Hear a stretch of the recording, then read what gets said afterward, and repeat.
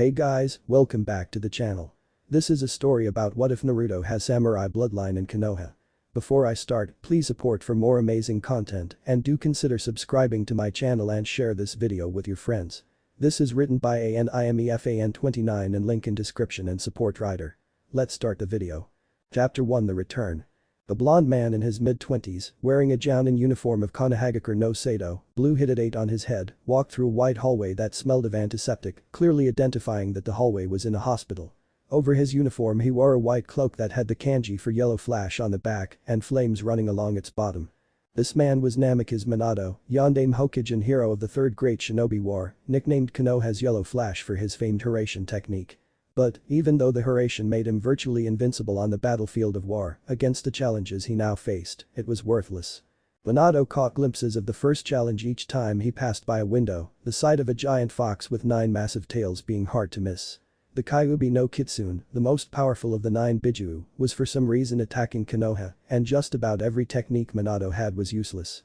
It was the just about that had Minato walking through the halls of the Konoha hospital instead of out there with his shinobi fighting the great beast. And, it was here in the hospital where he had to face his second challenge, fatherhood. A few hours before the Kyuubi began its assault, his wife Kushina had gone into labor. At her last sonogram they had found out that she would be giving birth to twins, 1 boy and 1 girl.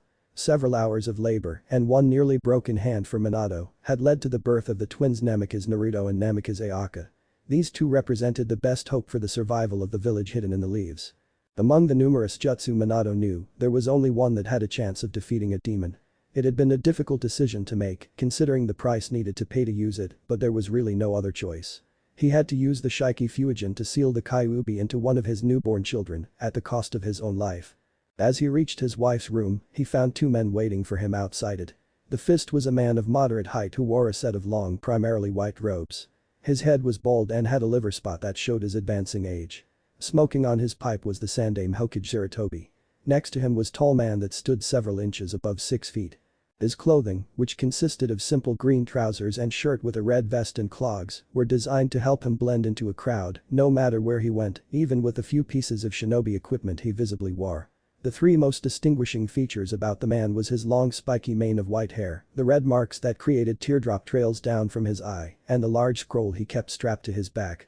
This was Jiraiya of the Sannin, student of the Sandaime and teacher of the Yondaime. "Hello, Minato-kun," greeted the Sandaime. "Yogaki," said Jiraiya. "Sandaime-sama, Iro-sennin," Minato greeted. He noted how his sensei didn't even so much as scowl at his hated nickname. That meant there was something very serious on the Sannin's mind and it probably had something to do with what Minato was about to do. "Is there reason why you two are here?" "We could ask the same of you," replied Jiraiya. "You're not even a Kage for a year and you already have a problem the size the Hokage mountain breathing down your neck. Literally in this case." Huffing on his pipe the Sandaime continued. "But there is a reason for us being here. We heard that Kushina-chan just gave birth to 2 healthy and happy babies. That and we had a feeling that we would find you here." Minato glanced at Jiraiya and said. "So you figured it out, eh sensei?" Giving his student one of his rare serious looks, the old pervert said. "Of course I figured it out. I did help you design the seal after all. And, I must say that I am disappointed that you are thinking about using it. What choice do I have, sensei? In case you haven't noticed, there's a giant fox threatening to destroy the village that none of our techniques have any effect on. The only chance we have is if I use the Shiki Fuijin to seal it. And you know better than anyone, sensei, that to seal a Bijuu that there has to be 2 human components. One to provide a soul to bind the beast and another sacrifice to seal it," Minato said in a stern voice that carried his full authority as village leader. He tried marching past the 2 older shinobi, but Jiraiya and Sarutobi managed to get a good grip on his shoulders to prevent him from walking in the hospital room. "Listen Gaki, we know that the Shiki Fuijin has to be used," said Jiraiya, getting his student to stop his struggling. "The problem we have is how you obviously plan to do this yourself." Narrowing his eyes Minato said. "What are you talking about, Iro-sennin? Of course I'm going to do this myself. I'm the Hokage and it's my duty to be willing to give my life in exchange for this village." "That may be true, Minato-kun, but don't forget that I myself was Hokage and that the same duty falls to me," said the Sandaime as he continued to restrain his successor. "And, if you die without naming a successor, then I must be reinstated as village leader. I am no longer a young man and don't have many years left. It would be much wiser for me to do this task in your place." "Listen to the old man," urged Jiraiya as the 2 finally let go of the Yondaime. As much as I hate the idea letting anyone die, I have to be practical and agree with sensei. You're young. You have a new family to take care of. Let those who already have a foot in the grave take the suicide mission. He said, getting slapped in the back of the head by the Sandaime who was muttering about not being that old. Giving a sigh, Minato said. Everything you two said makes sense, but my mind is made up. As the Hokage and the creator of the Shiki Fuijin, it is my responsibility to use it. I was afraid that you would say that. Sighed the Sandaime, who moved behind Minato. A second later the Yondaime collapsed on the floor, knocked out thanks to a chop to the back of his neck. Shaking his head, Jiraiya muttered while lifting Minato onto his shoulder. The kid's an incredible shinobi, but sometimes he is too damn noble for his own good. Sighing, the Toad Sannin turned to his teacher and asked. Are you sure you've got the jutsu down, sensei? Hi, just be sure to be ready to summon Gamabunta and to apply the Haki no Fuin Shiki and Shishu Fuin at a moment's notice. As hard as defeating the Kyuubi will be, this will be much harder. Yeah, hell hath no fury like a woman scorned, and that pales in comparison to a mother's righteous wrath. Agreed the Sannin. Despite their misgivings at how difficult it would be to convince Kushina to hand over one of her children to have a demon sealed in them, it was surprisingly easy. Jiraiya was able to walk away with a broken nose, a cracked rib, several bruises, and a few non-lethal stab wounds from a kunai that Kushina managed to keep on her person. Sarutobi just walked away with the elder Naruto in his arms. Jiraiya made a good shield from angry women. Riding atop Gamabunta, it didn't take long before the two reached the giant fox, with the preparations for the sealing complete. From the perspective of the onlookers, it just appeared as if that the toad boss simply hopped in front of the Kyuubi and waited a few seconds before the great demon bellowed in rage and its body disintegrated into ash. After that night the Sandaime, Yondaime, and Jiraiya were all hailed as heroes. Jiraiya for summoning Gamabunta to help and for applying the proper seals to the babe. The Yondaime for coming up with the plan and seals needed to stop the fox and for sacrificing his son to be the beast's host. But the Sandaime was considered the greatest for sacrificing his life to seal the Kyuubi and to allow Konoha to keep its Yondaime Hokage. Unfortunately, while those three were held in the spotlight as the greatest Konoha had to offer, young Naruto, who made the true sacrifice with the Sandaime despite not having a choice in the matter, was not so well received. No one was crazy enough to speak out directly the boy or suicidal enough since Kushina made it clear that she was ready to gut anyone who spoke ill of her child. There was still a dark presence in the air when the subject of Naruto came up. Just about everyone old enough to understand what had happened to the baby clearly showed distrust and displeasure. This is why shortly after the Kyuubi's defeat, Minato made it a law that no one was to discuss the true fate of the Kyuubi and Naruto's part in it unless extenuating circumstances required it. Sadly that law was only needed for a few years, even though it was still enforced afterwards. Time skip 4 years. In the office of the Hokage, Minato was busy with paperwork. Well, not that busy as he had two Kage Bunshin helping him. After signing the last piece of work, Minato dispelled his Kage Bunshin to retrieve their memories. The only paper they worked on that interested him was the list of active ninja in the village. Every time he saw that he could not help but be reminded of all the shinobi lost during the last war and the Kyuubi incident, and whenever he thought of Kyuubi his thoughts turned to his son. Sighing, Minato stood up and walked to the wall that was all windows that provided an excellent view of the village and Hokage Mountain. No one in 4 years had dared speak of the truth of that night, both out of fear of the law and respect for the Hokage. But that doesn't mean the villagers were willing to accept his son. Whenever his family went out in public, the people would be willing to give Naruto a polite greeting, but after that avoid interacting with him in favor of his sisters. There were only a handful of families that either didn't seem to care that he was a Jinchuriki or held the Yondaime in too high of regard to disrespect any member of his family. Hearing the sound of the door opening, Minato turned to see who was visiting him. When the door fully opened it revealed to be Kushina who was carrying their youngest daughter, Rei. Rei was only a year old, but it was apparent that she would look a lot like her mother with her red hair and green eyes. Minato thought that it was interesting how his eldest looked a lot like his father, while his middle child took after both her parents with blonde hair and green eyes, and his youngest took after her mother. "Hello Kushina-chan," he said as he walked up to her and gave her a hug and kiss in greeting. Looking around he noted how Naruto and Ayaka were nowhere in sight. "Where are the twins?" "I left them at home. I got Kurenai-chan to watch over them," Kushina answered. Minato nodded being aware how the Chunin and Kurenai would let nothing happen to the children, but it helped to ease his mind knowing that there were two Anbu watching over the house. "So what brings you here?" "I thought that we could spend lunch together over at that ramen stand you like so much." Minato grinned as he went to get his cloak so they could head out, but was stopped by the appearance of one the Anbu that watched his home. His heavy breathing was unusual for a ninja of his caliber and was not a good sign. "Huff huff Hokage-sama huff, it's terrible huff, there's been an attack on your home. Your son has been kidnapped." What? Shouted the two parents, upsetting Ray. How? Why didn't the Amu stop them? Questioned Minato. I'm sorry sir, but the enemy had some kind of jutsu that rendered everyone immobile. Answered the Anbu. It was as if we were being crushed by an incredible weight. Once those words were out of the Anbu's mouth, both Minato and Kushina leapt out of the tower and went as fast as they could to their home. There they found a distraught Kurenai, who was incredibly upset over letting the enemy get away with Naruto while she was lying helpless on the ground. Ayaka was bawling over the fact that her brother was gone, whom she had been rather close to. Before the day was out, Minato had all available teams of Konoha hunter nins, along with every available Inuzuka, Hyuga, Aburam, and any other ninja that excelled at tracking like his student Kakashi. Minato even sent word to his sensei Jiraiya to use his spy network to find the boy. Some might have thought that he was abusing his power as Hokage, using all these resources to find his son, but the fact that Naruto was a Jinchuriki for the most powerful demon had created a cloud of fear that he could be turned into a weapon to destroy Konoha. Minato sent his ninjas searching high and low all over the elemental countries, but after 2 years and not having a single clue turn up about Naruto's whereabouts was enough for most of the village to give the boy up as dead. Minato still sent out teams searching for Naruto, and each time he received a report from Jiraiya hoped that it would provide some clue. But, it was all for naught. It was as if the boy no longer existed. The Namikaze family was never quite the same. The once tomboyish Kushina became more like a mother hen, rarely letting her two daughters out of her sight. Minato lost a little of his well-known cheery attitude. Although he seemed to be fine, it was only the fact that he had the entire village and a family to take care of that kept him going. Rei grew up as a quiet child because of her family's depression. Ayaka was the most affected since she was close to her brother. She withdrew into herself with only her family and a few close friends that she met at the academy being able to bring her out of her shell. After becoming a student she threw herself into her studies. Her goal was to become a strong kunoichi so that she would get numerous missions outside the village. This would give her the chance she needed to search for Naruto on her own. It was a long shot considering how long her father had searched for Naruto, and she knew it. But it seemed that Lady Luck was smiling on Ayaka. Time skip 11 years. A new day began and as the dawn's light spread out across the vast ocean, it revealed a small ship designed for speed rather than comfort, cutting its way through the waves of the open ocean. Ahead of the vessel was a small island that was next to a much larger landmass.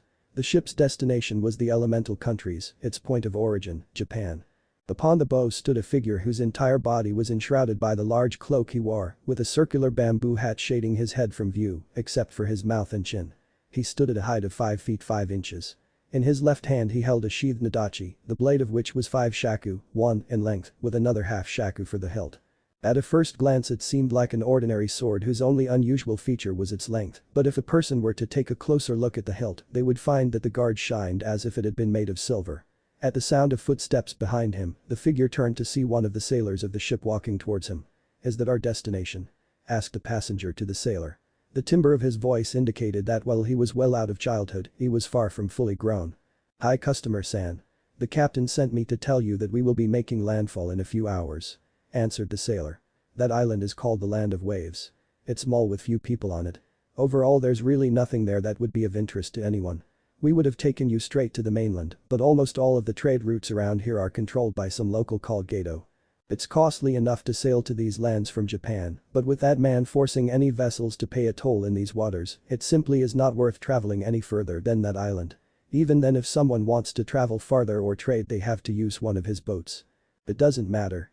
I have enough money to afford it," replied the figure. "Speaking of which, the captain asked me to get the rest of our fee." "Of course," said the figure as he tossed a small pouch to the sailor. Opening the pouch the sailor found it full of gold coins. 20 ryo. That should be sufficient payment. The sailor walked away looking satisfied. As the figure turned back to the land he felt a pulse from his sword. He looked down to his blade with a quizzical look upon his unseen face. "Do you have something to say, Ginryu?" On the other side of the island, a small group of people disembarked from a small rowboat. The first to get off and who took a lead position was a 15-year-old boy with dark hair that framed his face. His pale complexion was brought out by the dark blue shirt and black pants he wore. His most stunning feature is his onyx black eyes. His name is Uchiha Sasuke. The next person in the group was an old heavy-set man wearing construction worker clothing, complete with a towel around his shoulders. He reeked of sake, which was explained by the sake bottle he had in his hand. This was Tazuna.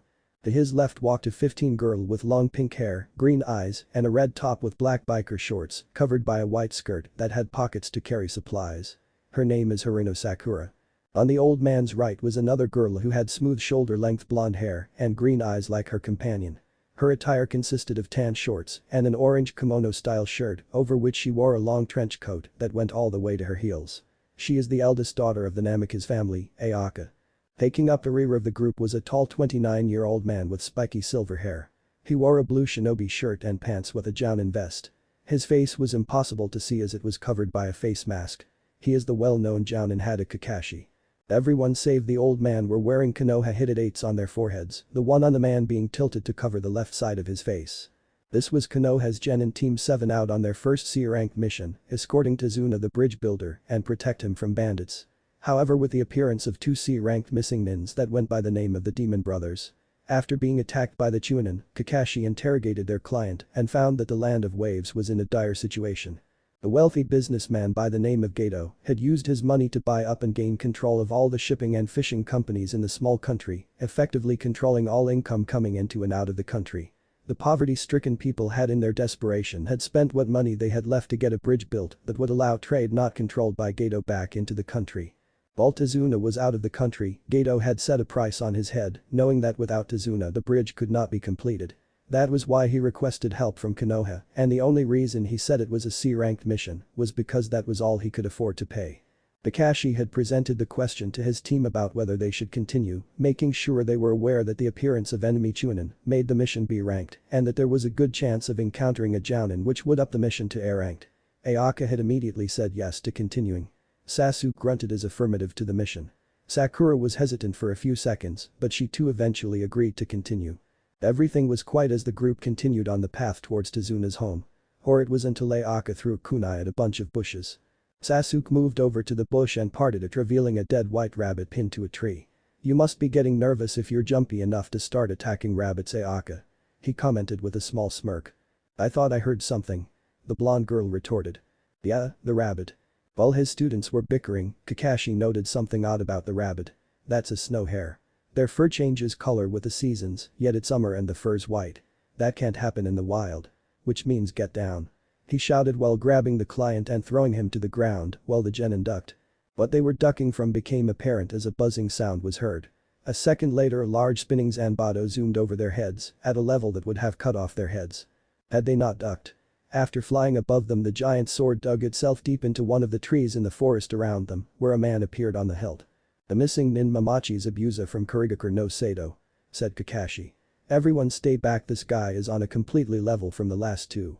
"So Sharingan Kakashi wishes to fight me, eh? As much as I would love to test myself against such an opponent, I have a job to finish. So just hand over the old man and I'll let you live," stated Zabuza. "Sorry Zabuza, but the only one who will be dying here today is you," proclaimed Kakashi as he lifted up his hidate, revealing his Sharingan eye. "A Sharingan already? I'm honored. But you'll need more than that to stop me," said Zabuza as he used Shunshin to appear on the surface of a nearby lake. Running through a set of seals, he used one of his best jutsu. Ninpo. Kurigakure no Jutsu. This jutsu created a massive bank of mist that obscured vision. Team 7 moved into a triangle pattern around Tazuna to protect him while Kakashi scanned the area with his eyes. Then they heard the voice of Zabuza projected from the mist in a loud voice that echoed around the area, making it impossible to track him by it. "There are 8 places I could strike to end your life. Heart, brain, kidneys, liver, lungs, spine, clavicle vein, or the jugular. Which should I choose?" But these words came a massive amount of killing intent. It was so intense that the genin were suffocating under it. All 3 were contemplating suicide when Kakashi spoke. "Don't worry guys. I'll make sure nothing happens to you." His calm voice was enough to dispel the tension. Until Zabuza spoke again. "We'll see about that," he said as he appeared right behind Ayaka, ready to cleave through both her and Tazuna with his zanbato. As fast as lightning, Kakashi appeared and pushed the genin and client out of the way as he struck out with a kunai right into Zabuza's gut. The Zabuza he stabbed melted into water, revealing itself to be a water clone. Another Zabuza then appeared behind Kakashi and slashed through him, only for the Konoha jounin to disperse into water. "What? He copied my Mizu Bunshin in this mist." Zabuza then felt the cold press of a kunai against his neck. "It's over," stated Kakashi. "Haha, don't think you can beat me by imitating me like a monkey," said Zabuza as he dispersed into water as he was another water clone. The true Zabuza appeared behind Kakashi and swung his zanbato. This time Kakashi ducked. Zabuza used the momentum his large blade built up to continue the swing as he spun and drove the sword into the dirt. Using the hilt as a pivot, Zabuza increased his speed and delivered a nasty kick to Kakashi that sent him flying into the lake. As Kakashi surfaced, he wondered why the water felt heavy. "I have you now," said Zabuza as he appeared behind Kakashi while standing on the surface of the water and making a string of seals. Suru no Jutsu. Sticking out his hand, a large bubble formed around Kakashi and connected to Zabuza. "I hope you realize that trying to escape on the water was a foolish plan. Now I have you in an inescapable prison." "That may be true, but the downside of this jutsu is that you have to remain in contact with the water. So you can't get to my team," replied Kakashi, his voice not betraying any of his worry. Zabuza chuckled as he said, "Oh, I could get to them if I wanted to, but that would be waste of chakra. Instead I let my new associates handle them." "Associates?" "Yeah, my employer is making me work with a bunch of his own men. Don't know what village they're from. All I know is that each one is strong enough to beat the demon brothers." "What? Guys, get out of here," shouted Kakashi. "It's too late," chuckled Zabuza. As if acting on some unspoken command, 10 ninja burst from the ground and surrounded the genin, constantly moving so that a single ninja was never in one spot for more than a second. Their clothing consisted of black pants, sash, hooded shirts, slippers for stealth, and a white mask with a single eye hole to cover their face. The only thing that set them apart was the different swirl markings on each mask that the enemy shinobi wore and their daggers, each of which has a wicked curver extension to distinguish them. Acting in unison, they split into 3 groups and started attacking the genin. 2 of the ninja attacked Sasuke from the sides, swinging their daggers. Sasuke blocked with 2 kunai, but his arms started buckling under the pressure being exerted on them. "Shit, these guys have a lot more strength than the Chunin we faced earlier," Sasuke thought. Those thoughts were cut short as another 2 appeared in front of and behind him. Using their speed, they started slashing at the distracted Uchiha. All 4 backed away as their opponent fell to his knees, numerous cuts on his chest and back. The cuts were shallow and not life-threatening, but the sheer number made it so that he was losing a lot of blood. Another 2 assaulted Sakura, forgoing their blades and using their fists and legs. She used her training to try and dodge her opponents, but the 2's coordination soon had Sakura dodging one attack only to step into another. Going on the offensive, Sakura tried punching the enemy in front of her only for the ninja to grab her fist in mid-punch. Immediately she felt the second one grab her from behind as the first pulled, dislocating her arm. "Aya." She screamed in pain as she too dropped to the ground, holding her shoulder in an effort to stop the pain. The group of 4 that attacked Ayaka started their assault by running around the girl in an attempt to confuse and frighten the girl. Fortunately for the Kunoichi, she always had more determination than fear. Using the seconds they gave her to her advantage, she ran through a set of seals and with a cry of "Senijashu," 2 snakes erupted from both her trench coat sleeves, going in opposite directions in attempt to hit multiple targets. Her plan worked in that 2 of her targets were stopped as they each had 2 snakes biting into their bodies. Ayaka then tried to use those 2 as bludgeons against their comrades by pulling on the snakes that held them and spinning. But when she pulled, they pulled back and it was obvious that they had the greater strength. Left defenseless, Ayaka was assaulted by the remaining 2 who lacerated her arms and legs to the point that her muscles gave out. Kakashi watched as his students were attacked and brought down one by the masked shinobi. Sasuke, Sakura and Ayaka were top of their class and were considered strong for their age, but it was clear that their opponents were not only strong but also professional killers. Their speed and coordination was something that could only be achieved through years of true combat, giving them experience that could not be replicated by any training method. But there was something nagging at him in the back of his mind. Something that was wrong with this picture. Although they did it differently, each group of ninja did the same thing.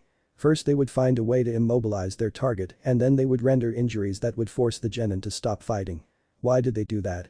It would have been easier to deliver a killing blow while the genin were immobilized, yet they chose to disable. What were they planning?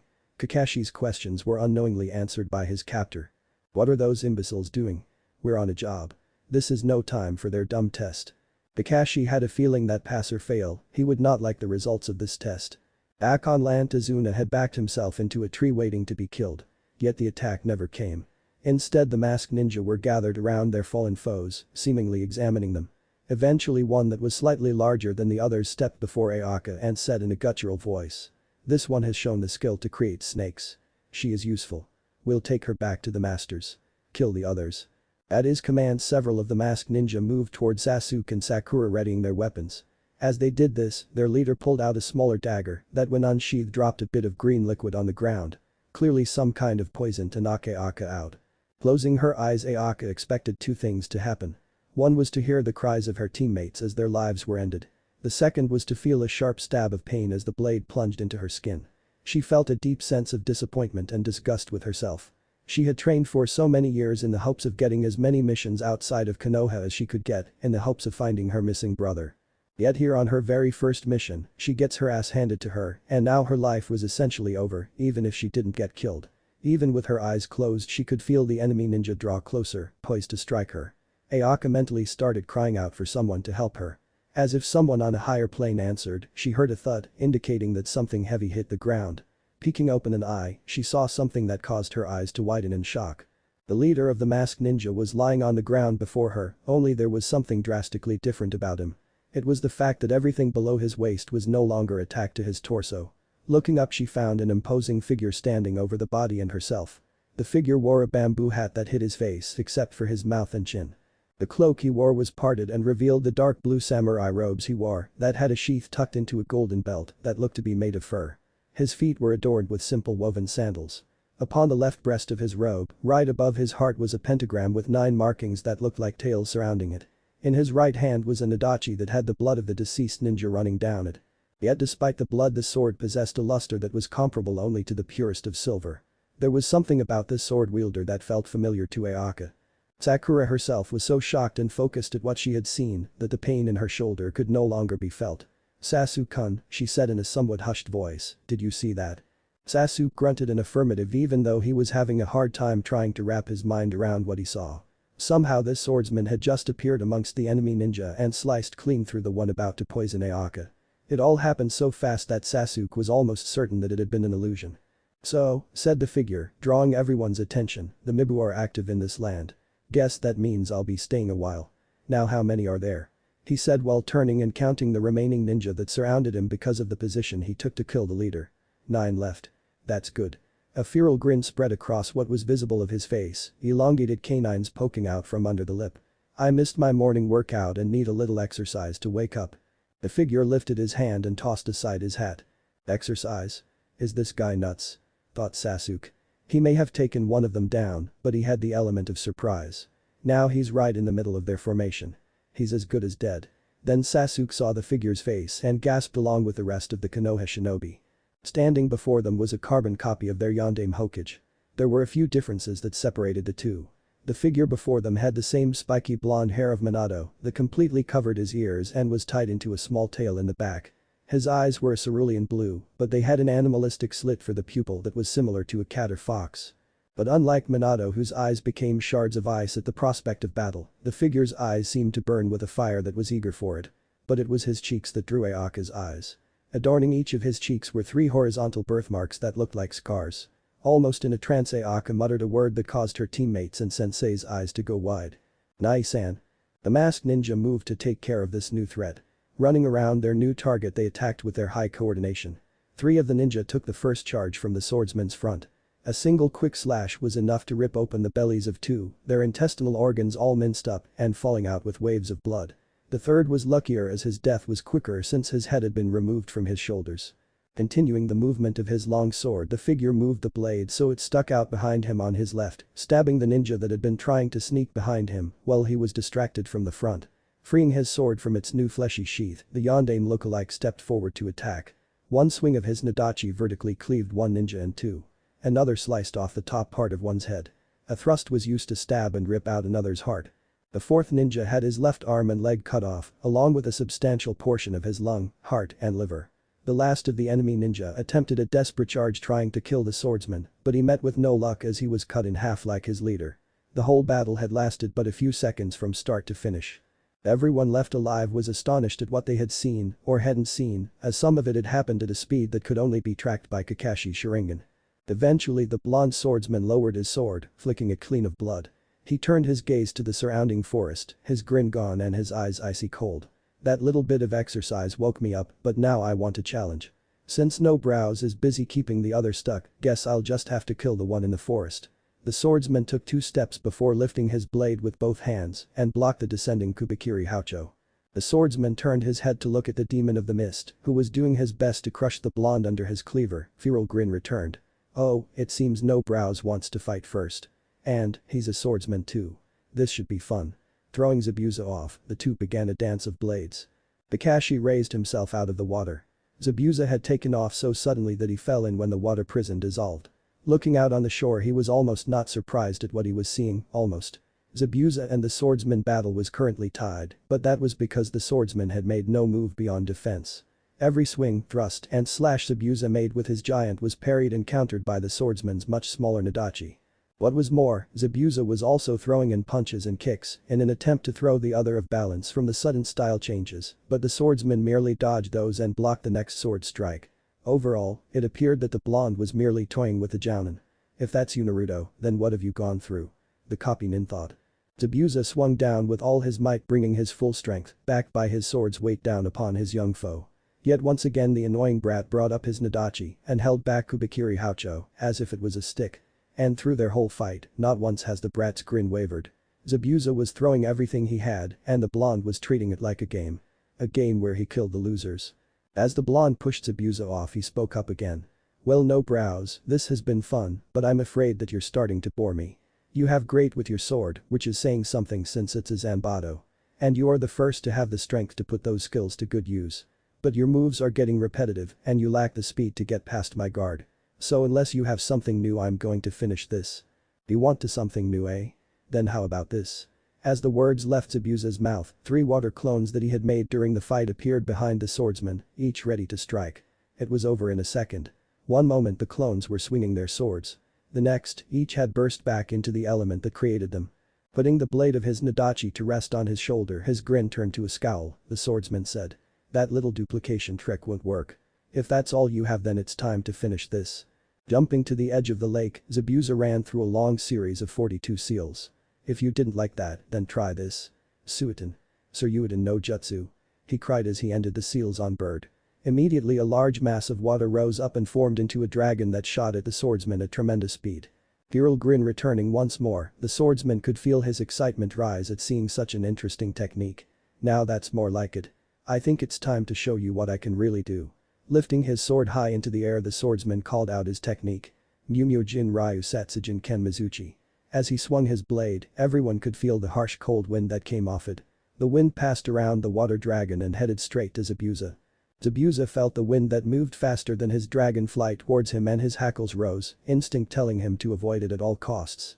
He moved to dodge, but was not fast enough as he felt the wind brush his right side. But that was all he felt. The wind did not have the cutting properties of many Fuitin jutsu, nor did it have the power to move him. Smirking, he turned back to his opponent, who was about to be hit by several hundred gallons of rushing water. The fool didn't even move when he saw that his technique failed. That's when it happened. Zabuza's dragon burst into a formless mass that splashed against the ground. At the same time, Zabuza felt something wrong with his limbs.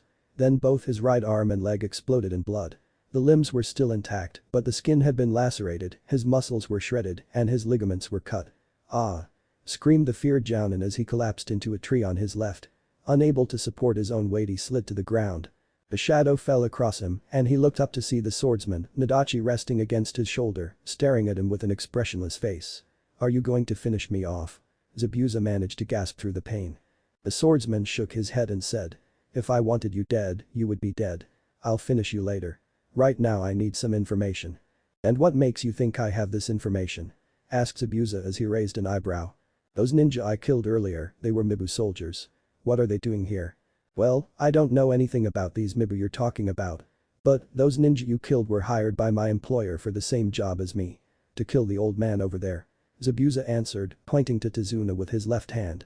The swordsman gave the old man a glance before turning back to Zabuza, frown etched onto his face. This was not the answer he wanted. If anything, it left him confused. Eventually he spoke again. If that's all you know, then I guess I have no reason to keep you alive. Goodbye. The swordsman lifted his sword to deliver the final blow. But before he could swing, several senbon needles shot out of the tree line and pierced Zabuza's neck. The jounin gave a grunt of pain as he slumped over dead. Jumping down next to the fallen jounin was a petite figure wearing blue and sea green robes, had long black hair tied in a bun with 2 large locks coming over the shoulders. The ensemble was completed by the Kiri hunter nin mask the figure wore. I thank you for your help, Samurai-san. I was not sure how I would kill Zabuza. You have made my job much easier. Said the hunter nin, the voice seemed male but was difficult to tell since it was muffled by the mask. Pointing his blade at the unknown person, the swordsman asked. Who are you and why did you interfere? "Whoa, hold up there," said Kakashi as he walked up, hit it 8 covering his Sharingan once again. "This is a hunter nin from Kurigakure. It's his job to find and track missing nin like Zabuza, execute them, and destroy their body to preserve any village secrets." The swordsman glanced at Kakashi, noting something familiar about him, then back to the hunter nin and said, "Odd choice for a killing weapon." Kakashi raised an eyebrow as he noted how right the swordsman was. "Unless those little needles are coated in poison, it's doubtful they could kill a mouse, and I never did trust poison. So I'll just rid myself of any doubt by slicing him open." Before he could move, the hunter nin grabbed Zabuza and disappeared in a swirl of leaves and wind.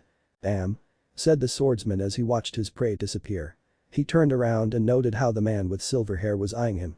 "I need to know why you and no brows are enemies," he said suddenly. Kakashi had regained his normal lazy-seeming demeanor and answered. "Zabuza was hired to kill a man we were hired to protect." Nodding, the swordsman looked behind the taller man as he noted what the others who looked to be his age were doing. The pink-haired girl had realigned her shoulder and was now kneeling over the dark-haired boy, her hands glowing green. A shaman? He wondered. Then he noticed the girl who had blonde hair like himself walking over to him. She stopped less than a foot away, and the two examined each other. The swordsman couldn't help but feel a powerful sense of familiarity with the girl, something much stronger than what he felt from the one-eyed man. After several seconds, the girl raised her hands and placed them on his cheeks, rubbing over his birthmarks. He felt annoyed at this but let her do it. Many of the women he met had done that, and he found it was best for them to get it out of their system, or else they would drive him mad from their attempts to touch the whiskers. It was what she did next that surprised him. She stopped rubbing and just stared into his eyes. Then a huge grin broke out on her face as she glomped him, shouting, "Naruto Nai-san." Now that was something he would not stand for. Grabbing the girl by her shoulders, he pulled her away and held her at arm's length. Vaguely aware that all eyes were now on them, he asked in a low, dangerous voice that promised death if he did not like the answers. "Who are you, and how do you know my name?" Chapter 2: Forming of an Alliance. Ayaka watched as the man who looked like her brother battled the Jounin missing nin. It was obvious even to Ayaka, who knew little of the art of Kenjutsu, that from the very start he held the advantage. He was as strong as Zabuza and was clearly faster. Unless the Jounin had something up his sleeve, he had no hope of winning. As the battle progressed, Zabuza eventually used his jutsu. During the battle he had made 3 Mizu Bunshin who then hid themselves. Then on his command sprang up around the swordsman. The 3 were then destroyed with a single slash from his Nadachi. Zabuza then tried a jutsu that made a dragon out of water. The swordsman countered with some Futon jutsu called Mizuchi. Ayaka didn't know what it was, but there was something about that frigid wind that frightened her. It was when the swordsman had cornered and injured Zabuza against a tree that she heard Sakura gasp in pain. Looking over, she saw her teammate realigning her arm. Regaining her breath from the exertion, Sakura then moved over to Ayaka and used the Shaosen jutsu to heal the Namikaze's arms and legs. Sakura was pretty good with the medical ninjutsu that she learned in the medical program she took when she turned 12, and in no time the cuts on Ayaka's limbs were healed. As Sakura moved on to help Sasuke, Ayaka stood up and saw Zabuza's body being taken by a hunter nin, and the swordsman was talking to Kakashi. Ayaka started walking over to them and saw that the man who looked like her brother looked towards her. Despite everything that she wanted to believe, she was a kunoichi now, and she would take precautions. And if this was Naruto, then there was one surefire test to prove it. Ayaka stopped and stared at the man less than several inches from his face. The samurai, who was about 3 inches taller, stared back. Ayaka reached up and cupped his cheeks with her hands and started rubbing her thumbs across the whisker marks. The swordsman merely narrowed his eyes in annoyance as if he was used to this. There was no poof of smoke to indicate a henge being dispelled. The marks did not come off with the rubbings, so they were not drawn on. And there was no telltale indentation of scars. The whiskers were true birthmarks, and that meant only one thing to Ayaka. "Naruto Nai-san." She cried, glomping onto her brother around his neck. No sooner did this happen when she felt her brother's arms shoot out, grab her shoulders and pushed her away, holding her at arm's length. His eyes shone with suspicion as he said, "Who are you, and how do you know my name?" "Naruto," Ayaka said, fear and panic creeping into her voice. "It's me, Ayaka. Your sister." Something flashed across Naruto's face.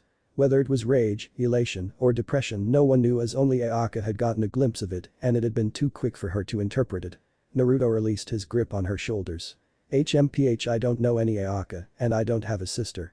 Nor do I have any family," he said as he pulled his sheath from his belt and resheathed his sword. "No," said Ayaka, desperation clear in her voice. "You have to be my brother. Those birthmarks prove it." Ayaka was on the verge of crying, something that she had not done since the day of the kidnapping. "Ayaka," spoke Kakashi in a voice that said calm down. "He was kidnapped when he was 4. It's doubtful he remembers anything from before then. But he has to remember. Ayaka nearly shouted. He has to remember Konoha, Tusan, Kasan, me, and Rei. He has to remember when he was taken by the love and peace man. Ayaka was stopped as she was roughly grabbed by the shoulder and yanked around. She found herself staring into Naruto's eyes, but she shivered at what she saw. His eyes possessed a suppressed rage, and he was leaking killing intent. Love and peace man. When did you see this love and peace man? He growled. Sasuke, Sakura, and Kakashi tried to separate the two, but were frozen by an intense wave of killing intent. One that far surpassed anything Zabuza could make. Ayaka was little better only because it was not directed to her. Answering in a shaky voice she said. It was when we were 4. We were playing with a ball in our yard.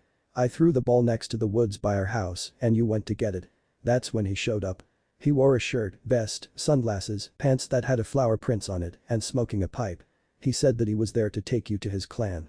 Our Chunin babysitter and the Anbu that watch over us attacked him, but he waved a fan and they suddenly fell to the ground and couldn't move. He kept talking about how it wasn't peaceful and that we should just let you go. That's when he grabbed you and disappeared. But just before he left I saw his eyes.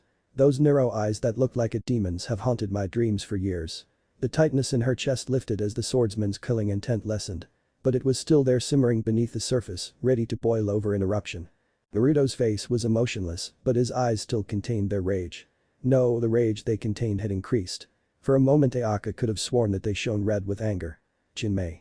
It was barely a whisper, but she caught it and she knew that Naruto had recognized her description. Letting go of Ayaka, Naruto turned to the Jounin. Hey One Eye.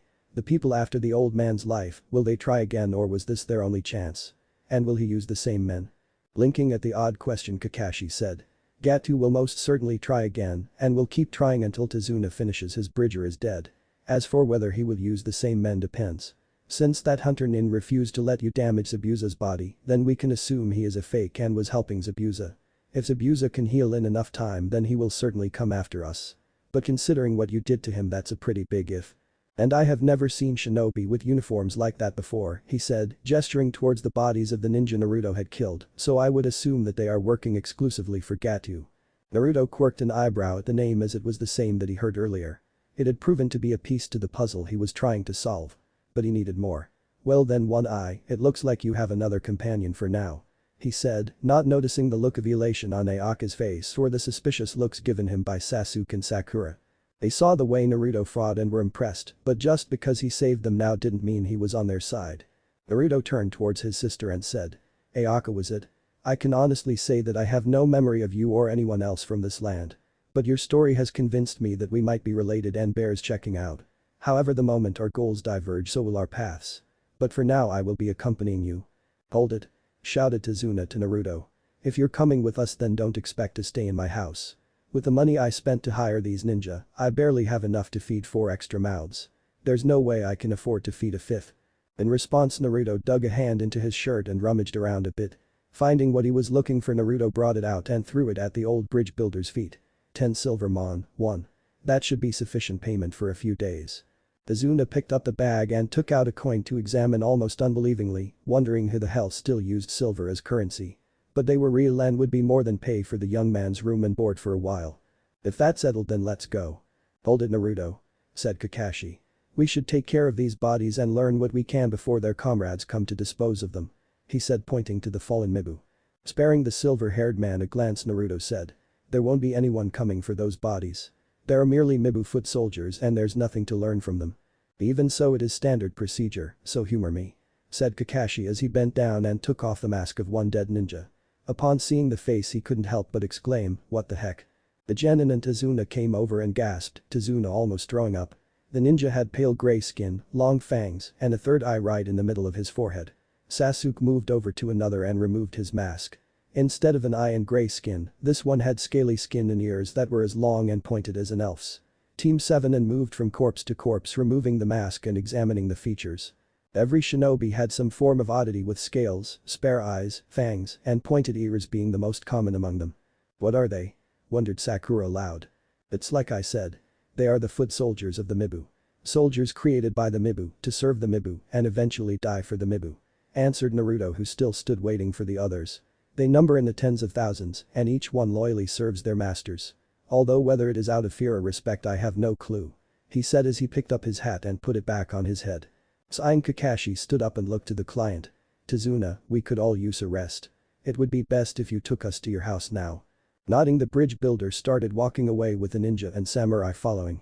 Ayaka had abandoned her old position and sidled up next to Naruto in the rear.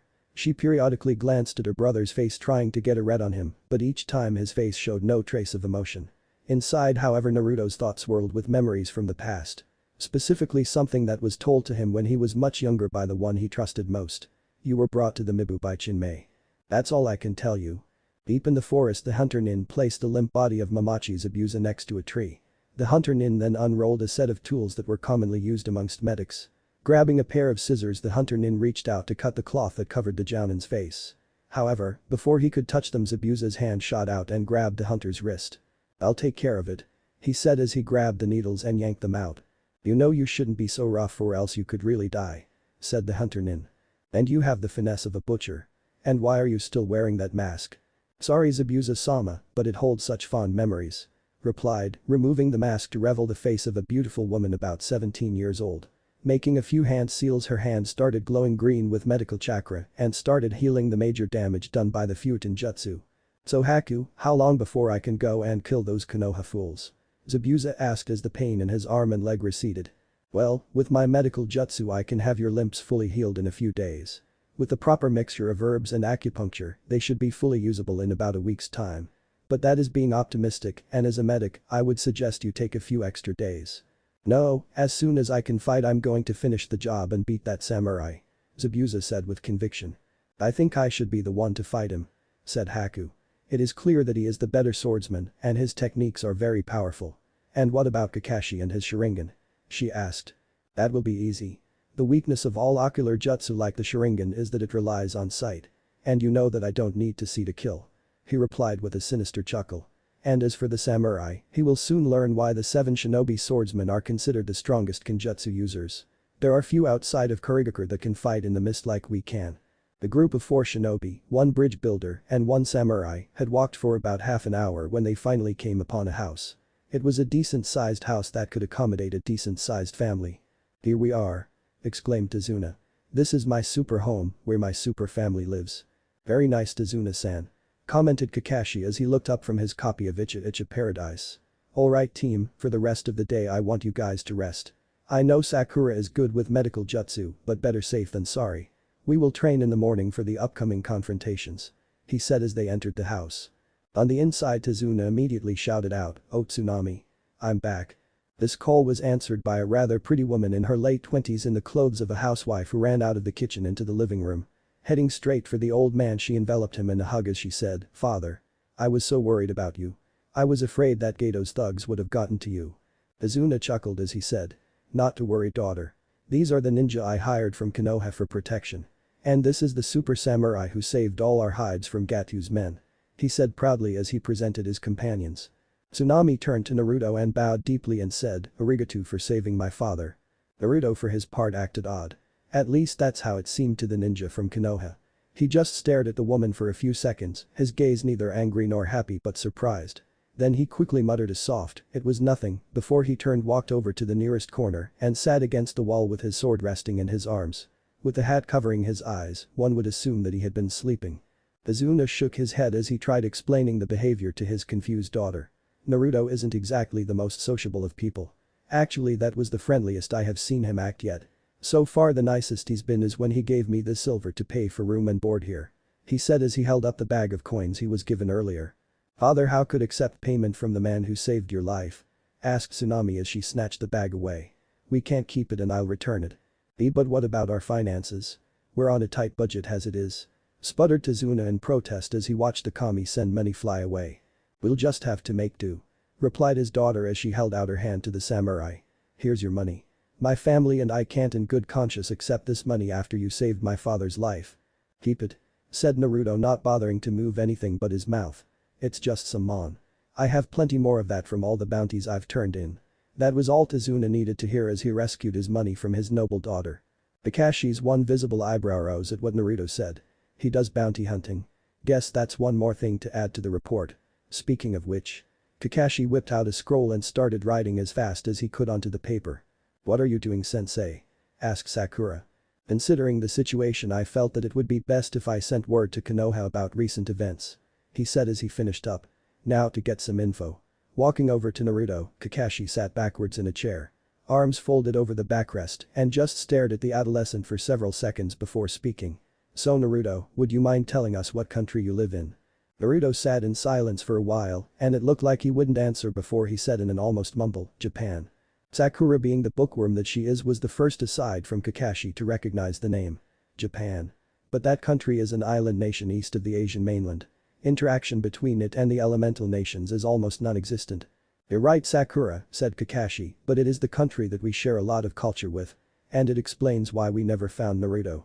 We always assumed that it would be another hidden village that would have taken him. Now to get a bit more out of the boy. Naruto, would you mind telling me what you've done in Japan? You already know. Was his answer. You mean we know about the bounty hunting? What I mean is where you learned to fight, who you lived with, that sort of thing. Kakashi waited for an answer but got nothing. He did however notice when Naruto would flick his gaze over to Tsunami. It lasted less than a second, but it told Kakashi something. Something about Tsunami is throwing Naruto off. Maybe I can use that to gain more information later. But for now. Hey, what's that out the window? He suddenly said as he pointed. They all fell for it, well, except for Naruto. While their heads were turned, he lowered his mask, bit his thumb, and put it back in place.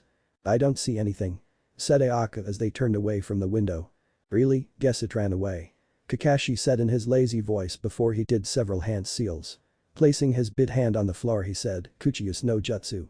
In a puff of smoke, a rather ugly pug appeared. Yo Kakashi, said the dog in greeting. Hey Pakin, said Kakashi. Listen, I need you to take a message to Sensei and Kushina for me, okay? No problem, replied the pug as he took the scroll handed to him. There anything else you want me to do?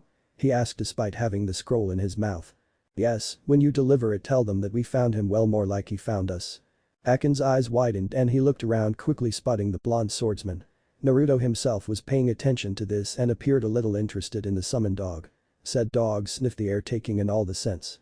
He never forgot a smell, and his nose confirmed what Kakashi said, but something seemed off. The scent of fox that was always around Naruto had grown over the years. And that sword in his hand had his hackles rising in agitation, but there could be no doubt that this was the missing boy. This is big news, the pug eventually said. Yes, it is, Pakin. Now if they ask you any questions, here's what you should tell them, said Kakashi as he told the summoned dog of the recent events. Tsunami, who was listening, became a little green from how descriptive the jounin was being. Knowing how important this was to so many people, the pug didn't waste any time and dismissed himself. Now then, said Kakashi when his summon disappeared, what's for dinner? Beyond aim, Namikaze Minato strode swiftly through the halls of the Hokage Tower, his white cloak that he started wearing when he took the position billowing out behind him with his speed. With his impassive stony face, any passerby would think that he was his usual calm self. But Minato was anything but calm, it was merely his training as a shinobi that kept him from lashing out at the wall, and it was barely holding him back. Walking through entrance of his office, he slammed the door shut before walking over and slamming his fists into his desk. Rough day, dear, said a female voice that was only too recognizable to the Hokage. Turning to the balcony, Minato saw his extended family there. His wife Kushina stood in the house dress she had taken to wearing after having the twins. She was hovering protectively close to her youngest child, though it was only noticeable to those who can easily read body language. Rei was studying her father as she rarely saw him angry, and with them was Anko, an accepted family member, even if it wasn't official in any sense of the word. You could say the Kushina, he answered. The trouble is the council. For once they're actually agreeing on something. The one time I wish they wouldn't. Oh, what could those old farts possible have decided that could get you upset? Raise the price of ramen, asked Anko as she plopped down on the sofa kept in the office and started eating some dango she had hidden somewhere in her outfit.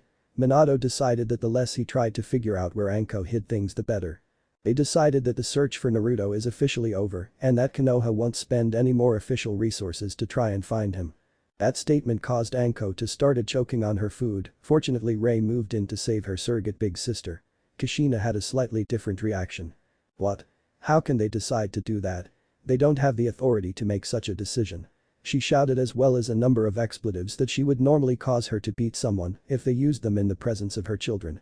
Finally getting his wife to stop shouting, Minato said, unfortunately the council does have the power to stop the search, but only if they have a unanimous vote and practical reasoning for the decision.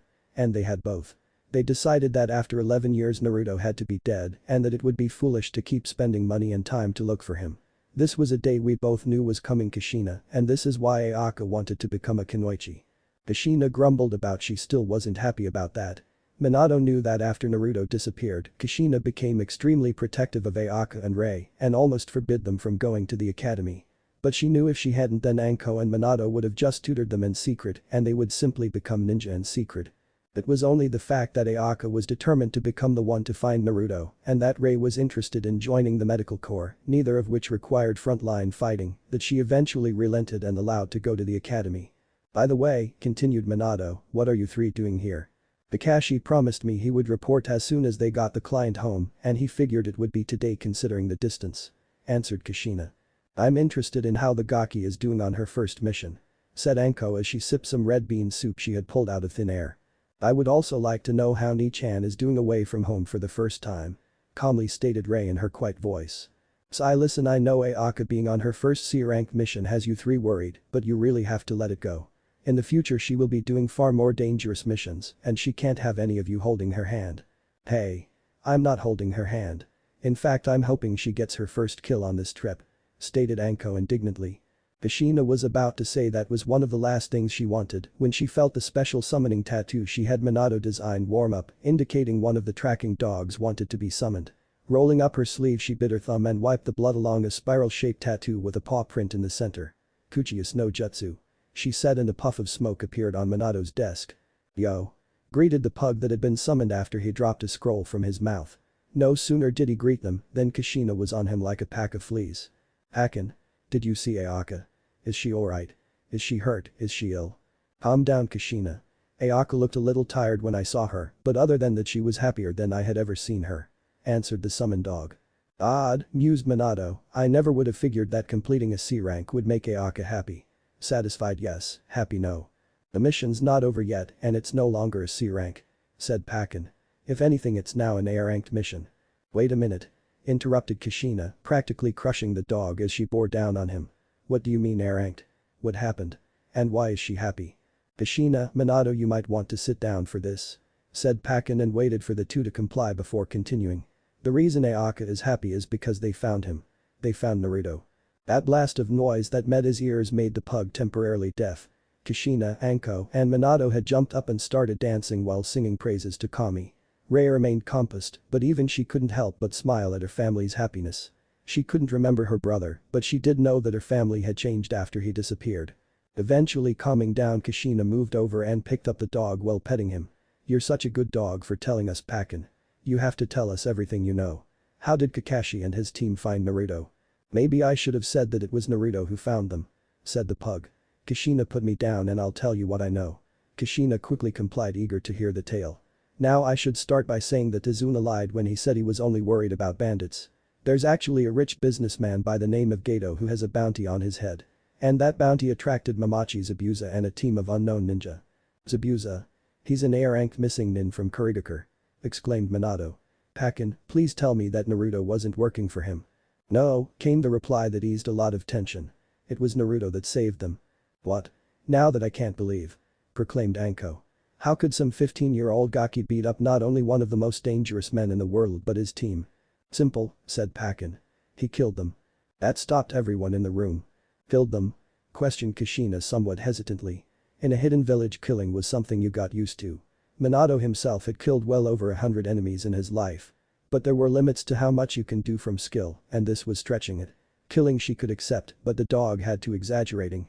According to Kakashi, he and his team were about to be killed when Naruto appeared.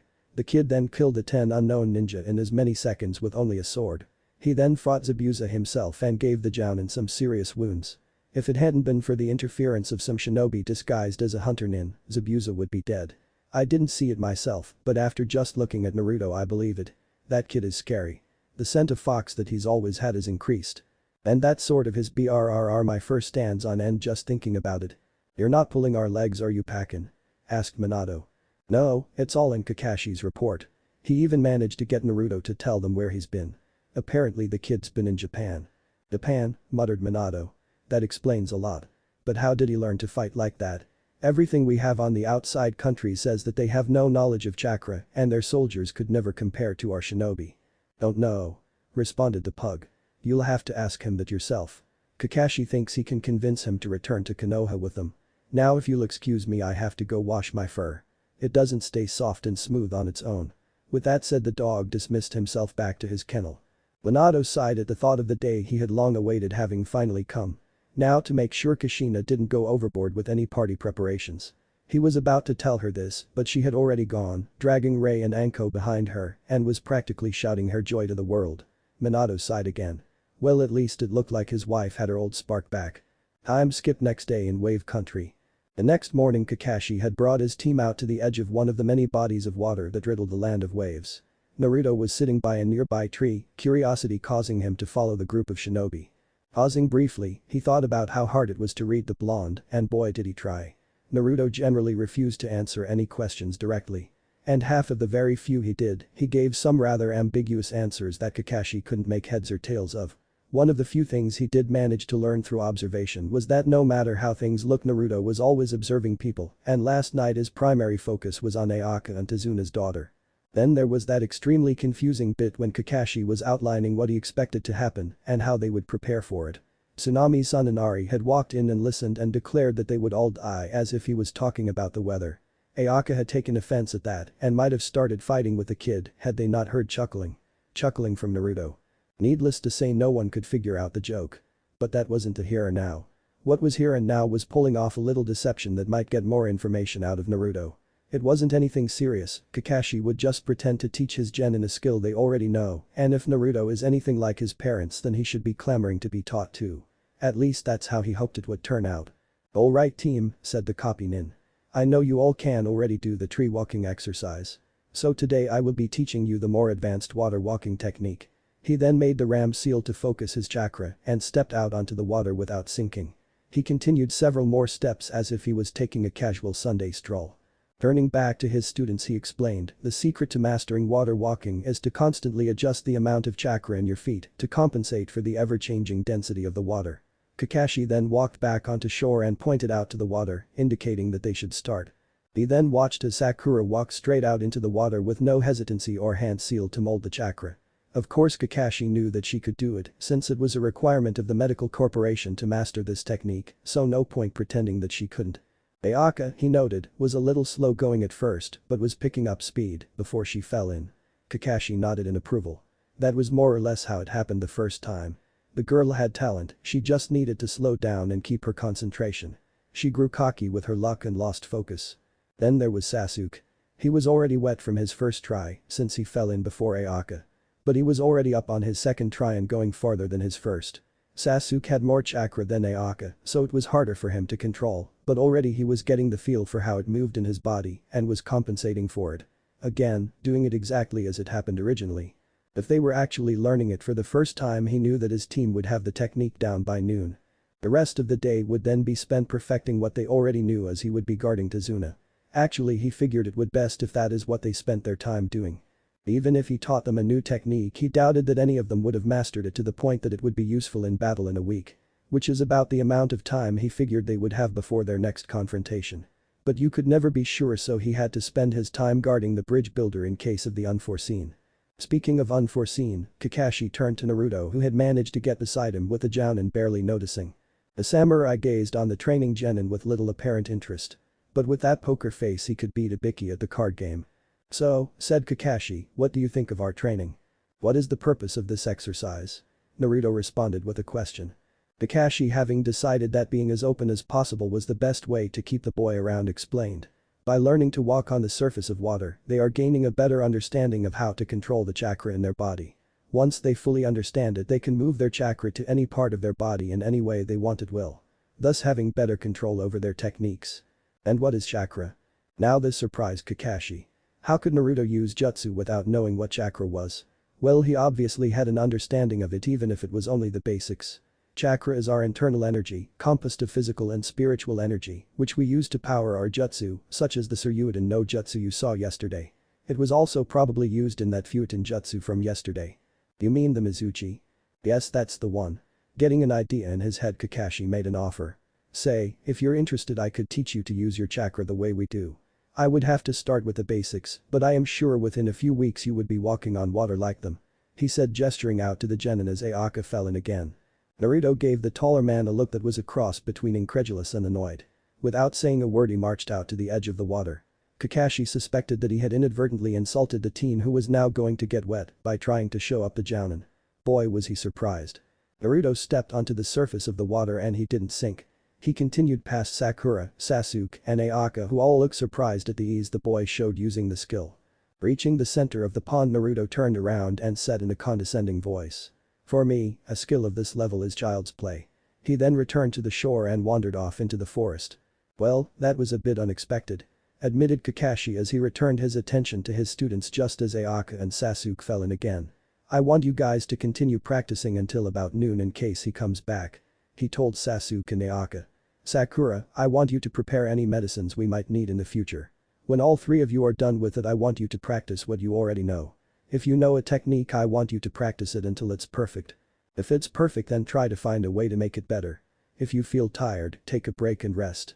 The last thing I need is subordinates who can't fight because they hurt themselves training. And what will you be doing while we work? Asked Sasuke as he dragged himself out of the water. I'll be performing our mission of protecting the bridge builder. Someone has to keep an eye on him. Kakashi informed the Uchiha as he left to do his job. Deep in the same forest, hidden by the foliage was a conical building constructed in the branches of a massive tree, with numerous bridges and support ropes expanding out from its center. The hidden base of Gato's illegal activities. Within one of the larger bedrooms of the building sat Haku as she kept watch over her sleeping master as he recuperated from his fight from the other day. She was ready to tend to any need at a moment's notice. Hearing the door open she turned to see their current employer entering the room with two of the mangy-looking samurai he kept on his peril. You Miss Ninja are pathetic. Gato berated the two. I even gave you 10 men for backup after those chumps you called subordinates were killed. Now look at you. Lying in bed injured while all of my men are dead. And you call yourself a demon. Zabuza, wide awake, didn't even so much as glance at the short and pudgy man. What's the matter almighty Zabuza? Taunted Gato. Whatever it is, there is no need to be silent. He said as he reached out with his hand. But whatever he intended to do to the missing nin was stopped by a slender feminine hand. Don't touch Zabuza-sama with your filthy hands. Haku growled, the venom in her voice enough to poison a snake as she twisted on the criminal's arm and breaking his wrist. The slight snapping sound was all the warning she got from Gato's guards, but that was all she needed. In the blink of an eye Haku moved from her place beside the bed to the spot between the samurai, holding their own swords to their throats. These thugs were pathetic compared to the man Zabuza fought. Enough. Shouted Gato as he clutched the injured appendage. You've got one more chance. But one more failure and don't even think of coming back here. Having said that the crook and his guards made a hasty retreat. You didn't have to do that Haku. Muttered Zabuza as he lifted the sheets revealing the kunai he had hidden there. I know, responded Haku. But to kill Gato now would cause a commotion that would attract unwanted attention. For now at least we are safe.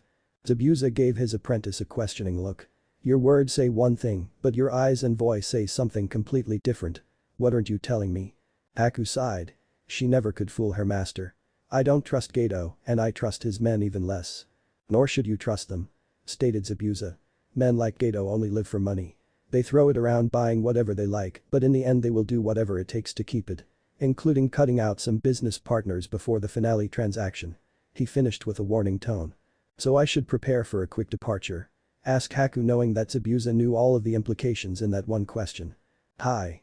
Zabuza responded. As his protege was about to leave the room he interrupted her with one last message. And stay away from Gatu's men.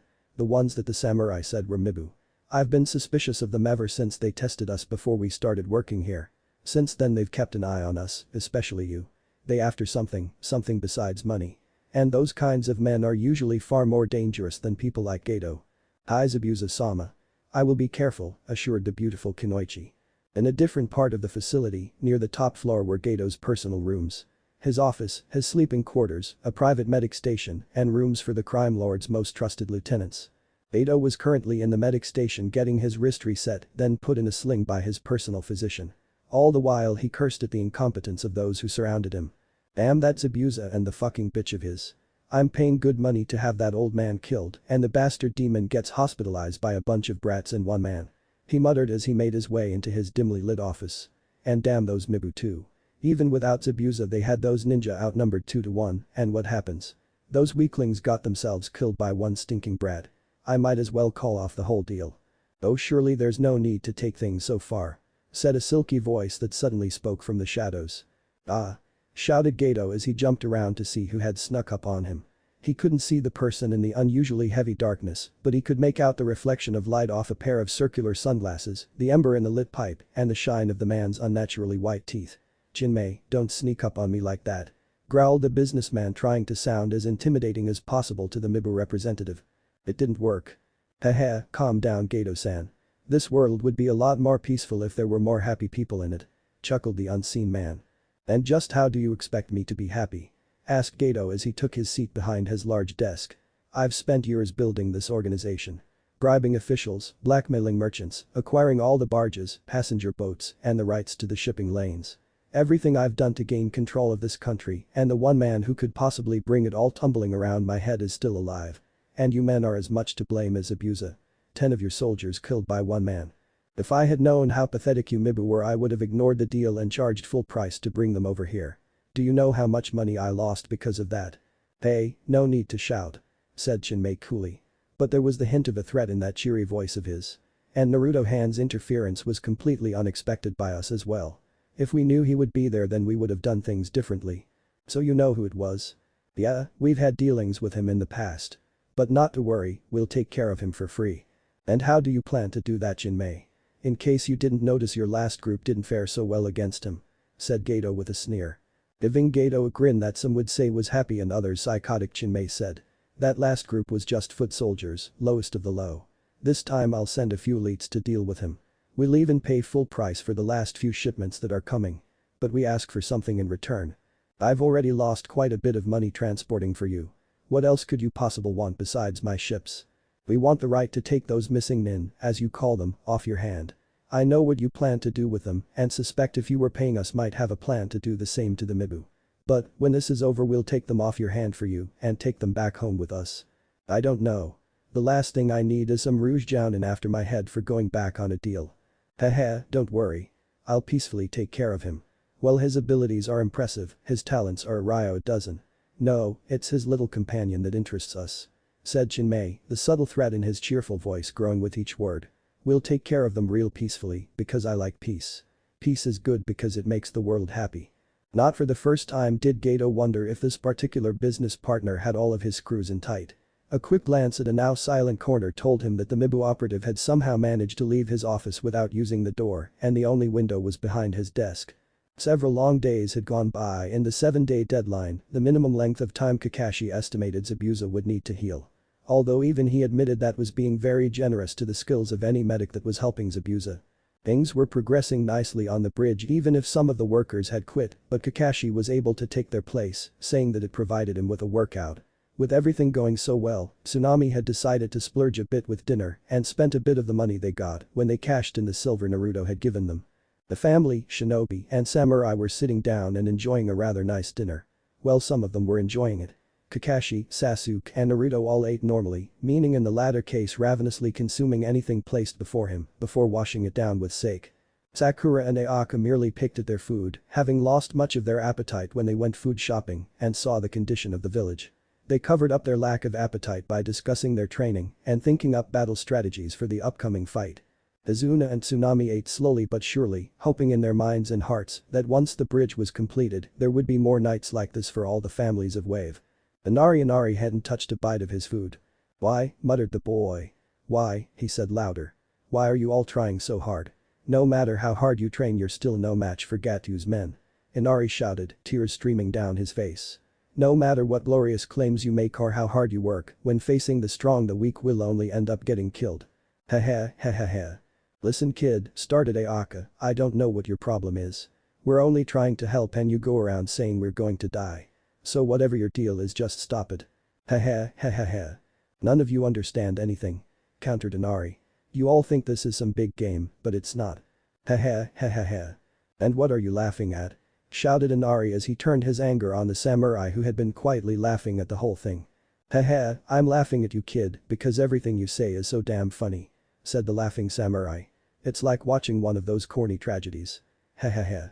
What the hell do you know about me? You don't know what it's like in this country and how many people had died here. You're always acting cheerful and carefree, throwing around your money, you don't know how hard life can be here." Inari's rant was suddenly cut short as he lost the ability to speak and almost lost the ability to breathe from the killing intent that was saturating the room. Naruto's face had lost its mirth and his eyes no longer held humor. "You're right, kid. I don't know what life has been like here," he admitted in a quiet and cold voice that was barely above a whisper. "But I can guess because I have seen this story 100 times over. You make rash assumptions that your life has been worse than mine and that this is as bad as it gets. Let me ask you this. Did you pick up a sword and use it to kill a man when you were only 5 years old? No, you didn't, because when the time to make the choice between staying weak or growing strong came, you chose to stay weak, whereas I was forced to grow strong or die." The killing intent suddenly waned to the point where it was no longer affecting anyone, but it was still there simmering beneath the surface. "But I will agree with what you said on that first night about there being no heroes. You're right, there are no heroes, but there are monsters." Now Naruto's face broke out into a predatory grin, showing all of his teeth, his eyes filling with the bloodlust the shinobi saw when he fought a week earlier. "And I'm one of the strongest monsters out there. And I'll prove it to you by killing all of Gatu's men before I leave." Izuna sputtered on the sake he was drinking. "You can't be serious, Naruto. Gatu must have over 200 men in the country by now. It would be suicide to try killing them all." Naruto's response was an uproarious laugh. "You mean that this Gatu gained control with a measly 200 men? I used to kill that many in a single day during the war. And that would be just the warm-up before the big battles. Blah ha ha ha ha ha ha ha. That's enough, Naruto," shouted Sakura, who hated seeing people like and was trying to stop the fighting. Naruto stopped laughing, but there was still a strange look on his face. Was it anger or contempt? Getting up from the table, he grabbed his sword and walked out of the house. Later that night, after everyone had gone to bed, a single form could be seen atop the roof of the bridge builder's house. Naruto sat there, gazing at the stars and moon, his cloak wrapped around his body, hat forgotten in favor of feeling the wind in his hair, Ginryu resting against his shoulder. "Naruto?" spoke the voice of Ayaka. Naruto turned to see his supposed sister climbing along the roof before sitting down beside him.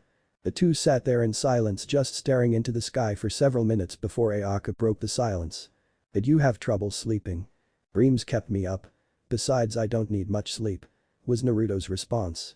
"Nightmares about the war and men you killed?" asked Ayaka, taking the role of a counselor. Naruto snorted. "Those are just memories of my life. Nothing that would bother me during the day or night." "Then what is different about these? Dreams that don't make any sense. They're nothing more than just a bunch of images and sensations. I see a mountain with faces and feel pride. I see massive trees and feel like laughing. I see the smiling face of a woman with red hair and I feel happy and safe. I don't know why I sometimes dream these things, but every time I do I can't sleep." Naruto didn't know why he was opening up to this girl. There were only a handful of people he had known his whole life that he would share this with, and here he was about to share his secrets to someone he had known for only a week. "That's Konoha," Ayaka said excitedly. "Those must be memories from before the kidnapping. The mountain with faces is the Hokage mountain. Giant trees are one of the things Konoha is famous for. And that last image of a memory of our mother, Kushina." She could barely contain her excitement. If he had these kinds of dreams, then who knows what he remembered in his subconscious. Maybe she could get her friend Ino to help him remember. "If that's true," said Naruto just a little skeptically, "then what does the one with the blonde man popping balloons mean?" Ayaka squealed in joy as she glomped the samurai, this time without him pushing her away. "Those are memories of our father showing us a trick using his prize technique and further proof that you're my brother because he only did that for us when we were alone." Giving the boy a quick goodnight peck on the cheek, Ayaka stood up and started skipping away back to her room. But not before looking back and saying, "I can't wait to get you back home to our family." But the girl gone, Naruto just sat there in the darkness gazing into nothing. "A family here, huh?" he said aloud. Looking down to his sword, he asked. "And did you know anything about this?" In Naruto's eyes and his eyes alone appeared the form of a massive spectral dragon.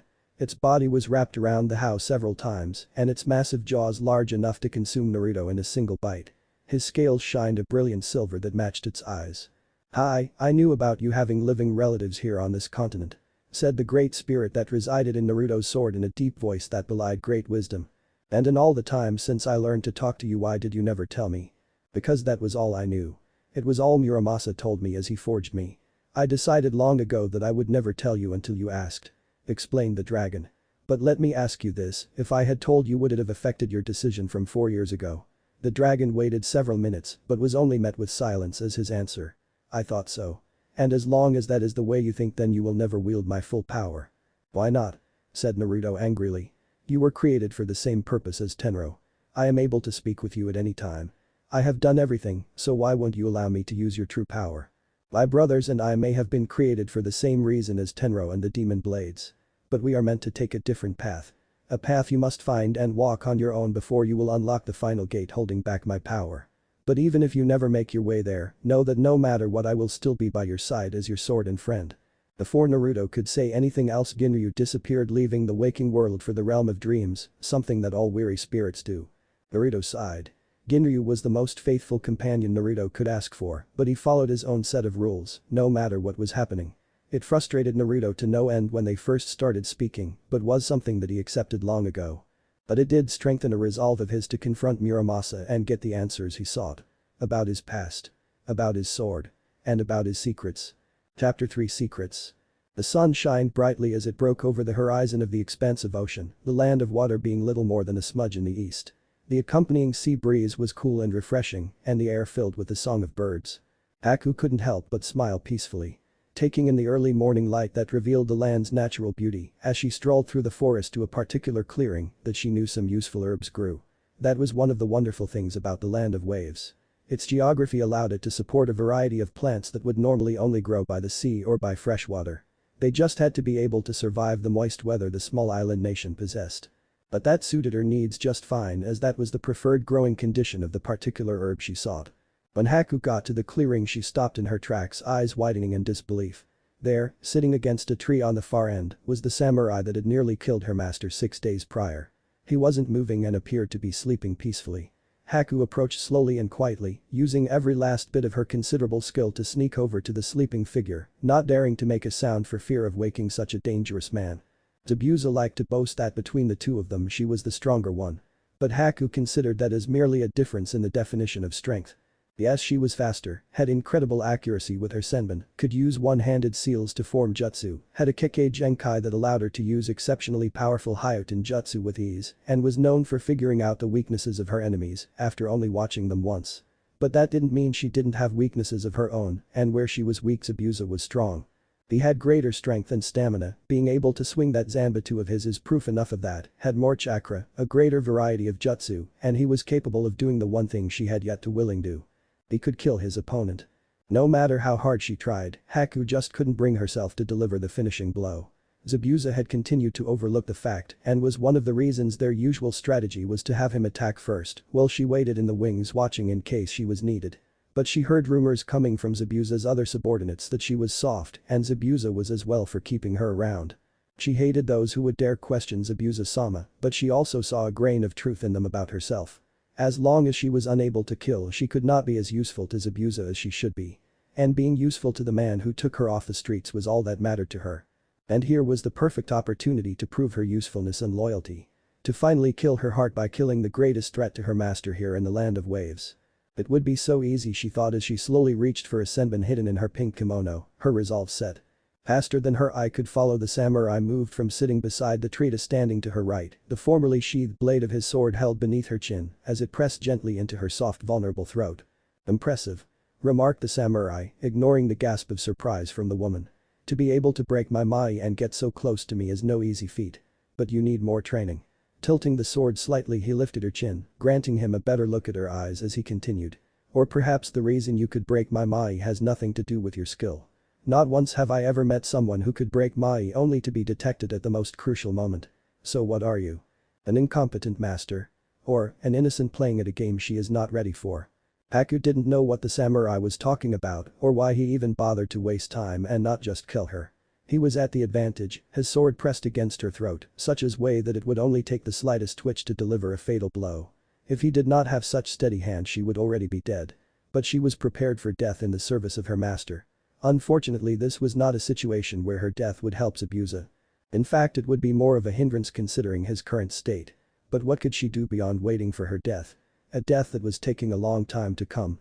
In a surprising move, the samurai lifted his blade from her throat, sheathed it, turned his back to Haku, and started walking away. "Wait," called a surprised Haku.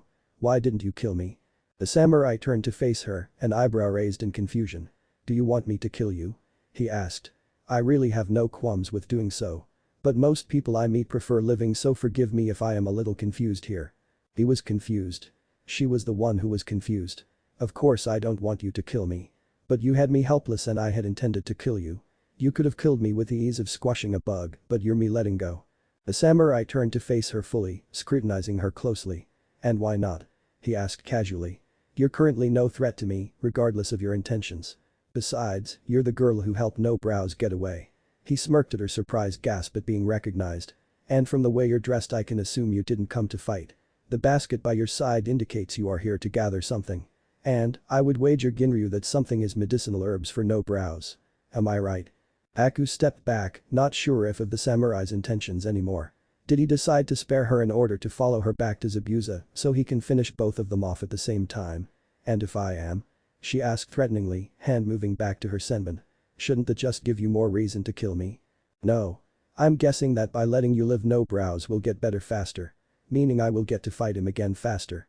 After all, what's the point in fighting someone not up to full strength? Aku's stance relaxed. She was now feeling more curious than threatened about the samurai. What is your name, Samurai-san? Naruto, he said, obviously not caring whether she knew or not. Mine is Haku. Tell me, Naruto-san, the other day you seemed rather interested in finding out what Zabuza-sama knew about the Mibu. I am curious as to why you are so interested in them. The Mibu clan is my enemy. Stated Naruto so coldly that Haku could have sworn ice was forming. And any who fight with them like No Brows is my enemy. And I always kill my enemies. He said finitely.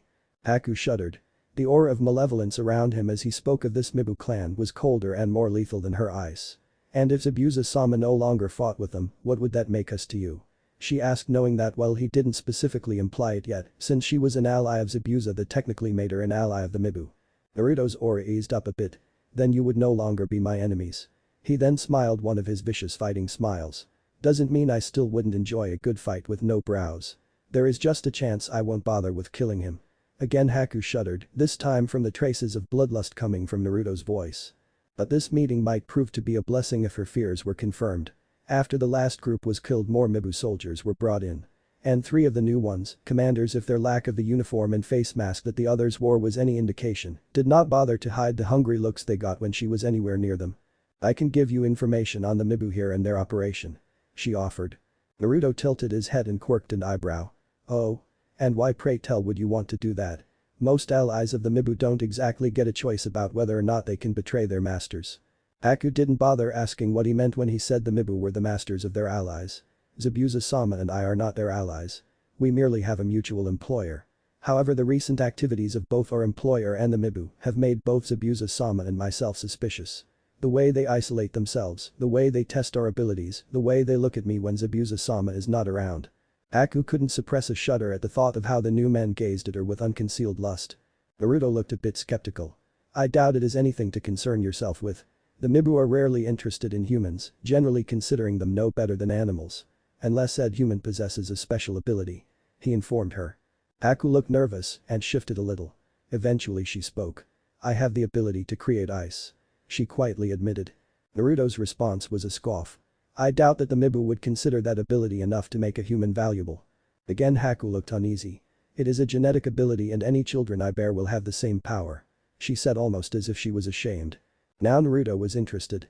There are members of the Mibu that know techniques that could create ice, but that is an advanced skill that often took years of training to master. A genetic predisposition to wielding power over ice would undoubtedly make those techniques stronger and would be something that the Mibu would covet and would seek to replicate. You're in trouble. Because a person like you is more valuable to the Mibu than a mountain of gold. He said. If the Mibu are allowed to get their hands on you, they will test and experiment on your body. Injecting you with unknown substances and breaking your body apart to see how it heals. They will use techniques that will invade your mind and soul, scouring through your memories and everything else that makes you who you are. You will have no privacy. You will eat when they tell you, sleep when they tell you, and work when they tell you. You will be nothing more than their plaything, and they are willing to do anything to get what they want. And once they do, you will be discarded like a piece of trash. Naruto then turned and started walking away, but not before adding one last comment from over his shoulder. Here's some good advice you should follow. Run. Run far and fast. Because once the Mibu have finished with their business here, then they will leave, and chances are they'll try taking you with them. So take your chance now to escape, under his breath he whispered, before you end up like me. Naruto's words truly frightened Haku because they essentially confirmed her darkest suspicions. Of course, being a trained kunoichi, Haku was fully aware that everything the samurai said could have been some sort of psychological warfare in order to get Haku to doubt her allies. Not that she needed much to distrust them, but still he was an enemy that could very well have been trying to prey upon already present fears that were possibly insubstantial. Yet that doesn't explain the hatred he holds for them. A small voice from the back of her mind whispered. It had been so palpable, there's no possible way it was faked. What did they do to make him hate them so? Haku sighed and shook her head to clear the thoughts. She could advise Zabuza on what to do, but ultimately the choice was always his. So, determined to voice her opinion to Zabuza, Haku quickly gathered the needed herbs and made her way back to the hideout, making sure she wasn't being followed. Naruto returned to Tezuna's house where he espied the forms of the Genin and Tsunami working on their own projects. When Sasuke saw that the samurai had returned, he made a beeline for the blonde, his Shikudo in hand. When Naruto noticed the Uchiha with a sword heading his way, he paused to see what the shinobi wanted. When Sasuke was close enough, he stopped and the two just stared at each other for several moments, during which time they caught the attention of the girls who were training and Tsunami, who was doing laundry. Finally it was Sasuke who broke the ice. "Who was it that trained you to fight?" Naruto just cocked his head and said, "What does it matter? I'm interested in learning from your teacher." Naruto chuckled. "Sorry to burst your bubble, but the guy who taught me isn't taking on any more students. Heck, the old man will probably be dead before you could ever get a chance to meet him." "In that case," continued Sasuke, "why don't the two of us spar?" To this Naruto smirked. "Heh, alright, but I can't guarantee your safety if you choose to fight me." "Sasuke," began Sakura, her voice filled with worry. "I don't think that this is such a good idea. Naruto-san was able to fight the demon of the mist Zabuza. He's out of our league." "I know that, Sakura. However, it will be a wonderful test of my skill and to see how far I've come. And this time I won't be holding back." As the Uchiha said that, he closed his eyes for a moment before revealing the signature jutsu of his clan. Opening his eyes, he revealed a second stage Sharingan. Upon seeing the Sharingan for the first time, Kakashi had covered his shortly after Zabuza's defeat. Naruto's own eyes narrowed. "Interesting eyes," he commented, "you'll have to tell me how you got them." "This is the Sharingan, a Kekkei Genkai jutsu of the Uchiha clan. It is a weapon that gives me some interesting advantages," explained Sasuke as his mind went over strategies. "He's strong and fast, but my Sharingan should help me compensate in terms of speed. The length of his sword is both a blessing and a curse. While it would be easier to dodge his attacks by keeping my distance, he would be outside my striking range. However, if I can get close enough, I'll have the advantage." "Really?" commented the samurai. "Yet another reason to check out this Konohagakure no Sado. Those eyes, they're similar but not the same. Why?" The two stared each other down for a moment. Gently, a twig with a leaf bent in the breeze before suddenly snapping. Naruto rushed forward, swinging Ginryu horizontally with one hand, Sasuke countering by taking a small leap back, barely bringing his Shikudo up with both hands to block the edge of Ginryu's tip. Sasuke gritted his teeth in pain from the shaking of the bones in his arms. "Damn it, he's too strong to face like this." Naruto drew back Ginryu and quickly thrust it forward, piercing Sasuke through the chest. However, the Uchiha's form quickly dissolved into that of a log. "Pain. Housenkan no Jutsu," called the Uchiha's voice from behind, where he fired a small volley of fireballs. Naruto spun and used a log stuck on Ginryu to block the attack.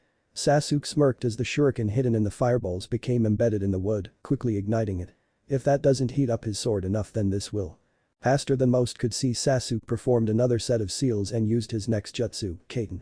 Kikaku no Jutsu, breathing out a massive fireball that engulfed the samurai. Ayaka didn't particularly like that. "Team. Are you trying to kill my brother?" However, whether Sasuke was actually trying to kill Naruto or not was a moot point as the samurai came sailing through the fire, Ginryu in hand and a demonic grin on his face. With blinding speed, he slashed at Sasuke vertically. The Uchiha dodged, but not without the front of his shirt being ripped by Ginryu's tip. "What is this guy made of?" He jumped through the flames without hesitating, and he doesn't even look singed. "Looks like I have only one option left." Playing one of his trump cards, Sasuke looked into Naruto's eyes, who didn't seem in any hurry to continue the attack, his Sharingan spinning. The hypnotizing and illusion-casting abilities of the second stage Sharingan was lacking when compared to a fully developed one, but it was enough to catch those unfamiliar with the Sharingan off guard. Having caught Naruto, he rushed forward, his intent not to kill, but to just land a point. He swung his Shikudo, sure of his victory, until the sword suddenly jerked to a stop and Sasuke's eyes widened when he saw the reason. The Chikudo had stopped because its blade was pinched between a thumb and two fingers in a vice-like grip. Then Sasuke noticed another detail. When Naruto had stopped the Chikudo, he had also scored a point, the tip of his sword resting against Sasuke's neck. The two stood there, Sasuke Sharingan staring into Naruto's blue fox eyes. Suddenly an intense wave of killing intent rolled over Sasuke, the pressure bringing the Uchiha to his knees gasping for breath. A thin line of blood appeared on his neck where it had rubbed against Ginyu as he collapsed. Finally Naruto said this is boring, easing his killing intent to more bearable levels until it was practically non-existent before turning and walking away. As soon as she determined the samurai was a safe enough distance, Sakura rushed to Sasuke's sides to check him over for wounds. Fortunately for the Uchiha he had no wounds aside from the tiny cut on his neck and a bit of pressure stopped it. What was truly hurt was his pride. Did he expect to defeat Naruto when he started? No, he just wanted to measure himself against someone who could defeat a jounin of Zabuza's caliber. But Sasuke never suspected that the gap between him and Naruto was so great. At the last moment, when Naruto caught Sasuke's Shakudo he hadn't even seen Naruto move. It was as if time had stopped and the world rearranged itself and the phenomenon was beyond the power of his eyes to see. But this was completely lost on one blonde girl as she advanced upon the dark-haired lad. What the hell was that, Sasuke? Using Kaiten Jutsu in a spar? You could have seriously hurt my brother. She shouted angrily, shoving Sakura aside and griping the remains of Sasuke's shirt in a most threatening manner. If Sasuke felt threatened he didn't show it. I got a little caught up in the heat of the moment, he casually responded as if it was perfectly acceptable. Why are you so upset? You saw how he handled it. That's not the point. Ayaka screamed in his face. The point is that you used lethal jutsu on the brother I have finally been reunited with after 11 years. She has a point, Sasuke, said Kakashi, whose sudden appearance startled the three genin. At the moment Naruto is an ally and one we don't want to lose. And there are some jutsu you simply shouldn't use on an ally. Sasuke listened to what his teacher had to say and his head nodded once, which could have been a sign that he heard and understood, and freed himself from Ayaka before walking away to train some more. Hold on, Sasuke, called Kakashi. The Uchiha stopped and turned his head, so his face was visible. Go easy on your training. I have reason to suspect that if Zabuza is going to attack again, it will be tomorrow. So don't tire yourself out too much. Again Sasuke gave a single nod before he continued on his way. Ayaka decided to go and find Naruto to see how he was and maybe convince him to show her what other skills he has. Sensei, what makes you think that there will be an attack tomorrow? Asked Sakura. Having trained in medicine she knew that Zabuza's injuries would take time to heal and that only a really high-quality medic nin could have him on his feet and combat ready so early. Rumors I heard say that Gedo's various enforcers aren't doing their usual harassing and have pretty much disappeared. This probably means that Gedo called them into headquarters and the only reason he would do that was if he was preparing to do something very soon. So it could be any of the next few days, but I have a feeling it will be tomorrow. So do what you can to prepare tonight, we all leave with Tazuna in the morning. In Gedo's hideout Haku had returned and informed her master of her meeting with the samurai. She repeated his warnings about the Mibu, as well as her own suspicions about his words. So you believe the samurai was telling the truth? Zabuza asked Haku. Her opinion on this was very important because one of the reasons she was so good at seeing though people's techniques was because she could read them. It was a vital skill she picked up when she was living out on the streets. I'm not sure, said Haku honestly. He is a hard individual to read, his body language being very closed and hostile. But my impression is that he was being truthful. But his words sounded as if they were designed to cause mistrust on our part against the Mibu. Yup, that sounds like something Naruto-han would say, said a jolly voice from the door to Zabuza's room.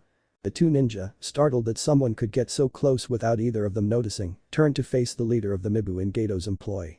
Jinmei, hissed Zabuza as his hand gripped the hilt of his massive sword, it's not polite to go barging into other people's rooms without knocking first. Yipes. Jinmei hopped back a step, a huge grin peeking over the corner of his open fan. So scary, Zabuza-han. You gotta be happier so we can have a peaceful conversation. And what would you want to discuss, Jinmei? Asked Zabuza, his voice still growling out the words. Still so scary, muttered Jinmei with a fake exasperated sigh. Oh well, I just came here to say this. Zabuza-han, you intend to go after the bridge builder tomorrow, yes? Not waiting for an answer, my men will go with you, but they'll hang back for a bit. Don't want to go showing our hand right. But don't worry, if you have any trouble they'll step in. Wouldn't want anything to happen to the two of you, especially little Haku-chan. Haku involuntarily slid a little further away from the too happy individual. Well, that's all I had to say, said Jinmei. With a wave of his fan he turned around to leave, but paused. Don't pay too much attention to what Naruto-han says, his face turned ever so slightly letting the two ninjas see his cold eyes peek out from behind his shades. It would only hurt my happiness and your peace. The next morning had come and Team 7 was ready to move out to protect Azuna. They were mostly in a somber mood, thoughts of the battle that was soon to come. Well, everyone except Ayaka. She was upset that Naruto had disappeared on her again last night and she hadn't seen him since his spar with Sasuke. Well, there was nothing she could do now except hope that he would show up soon. After everyone else had left, Tsunami started going about her day doing her chores. First up was to take care of the remains of breakfast. Suddenly the door broke open and a hail of splinters caused two of Gato's thugs. "You're Tazuna's daughter.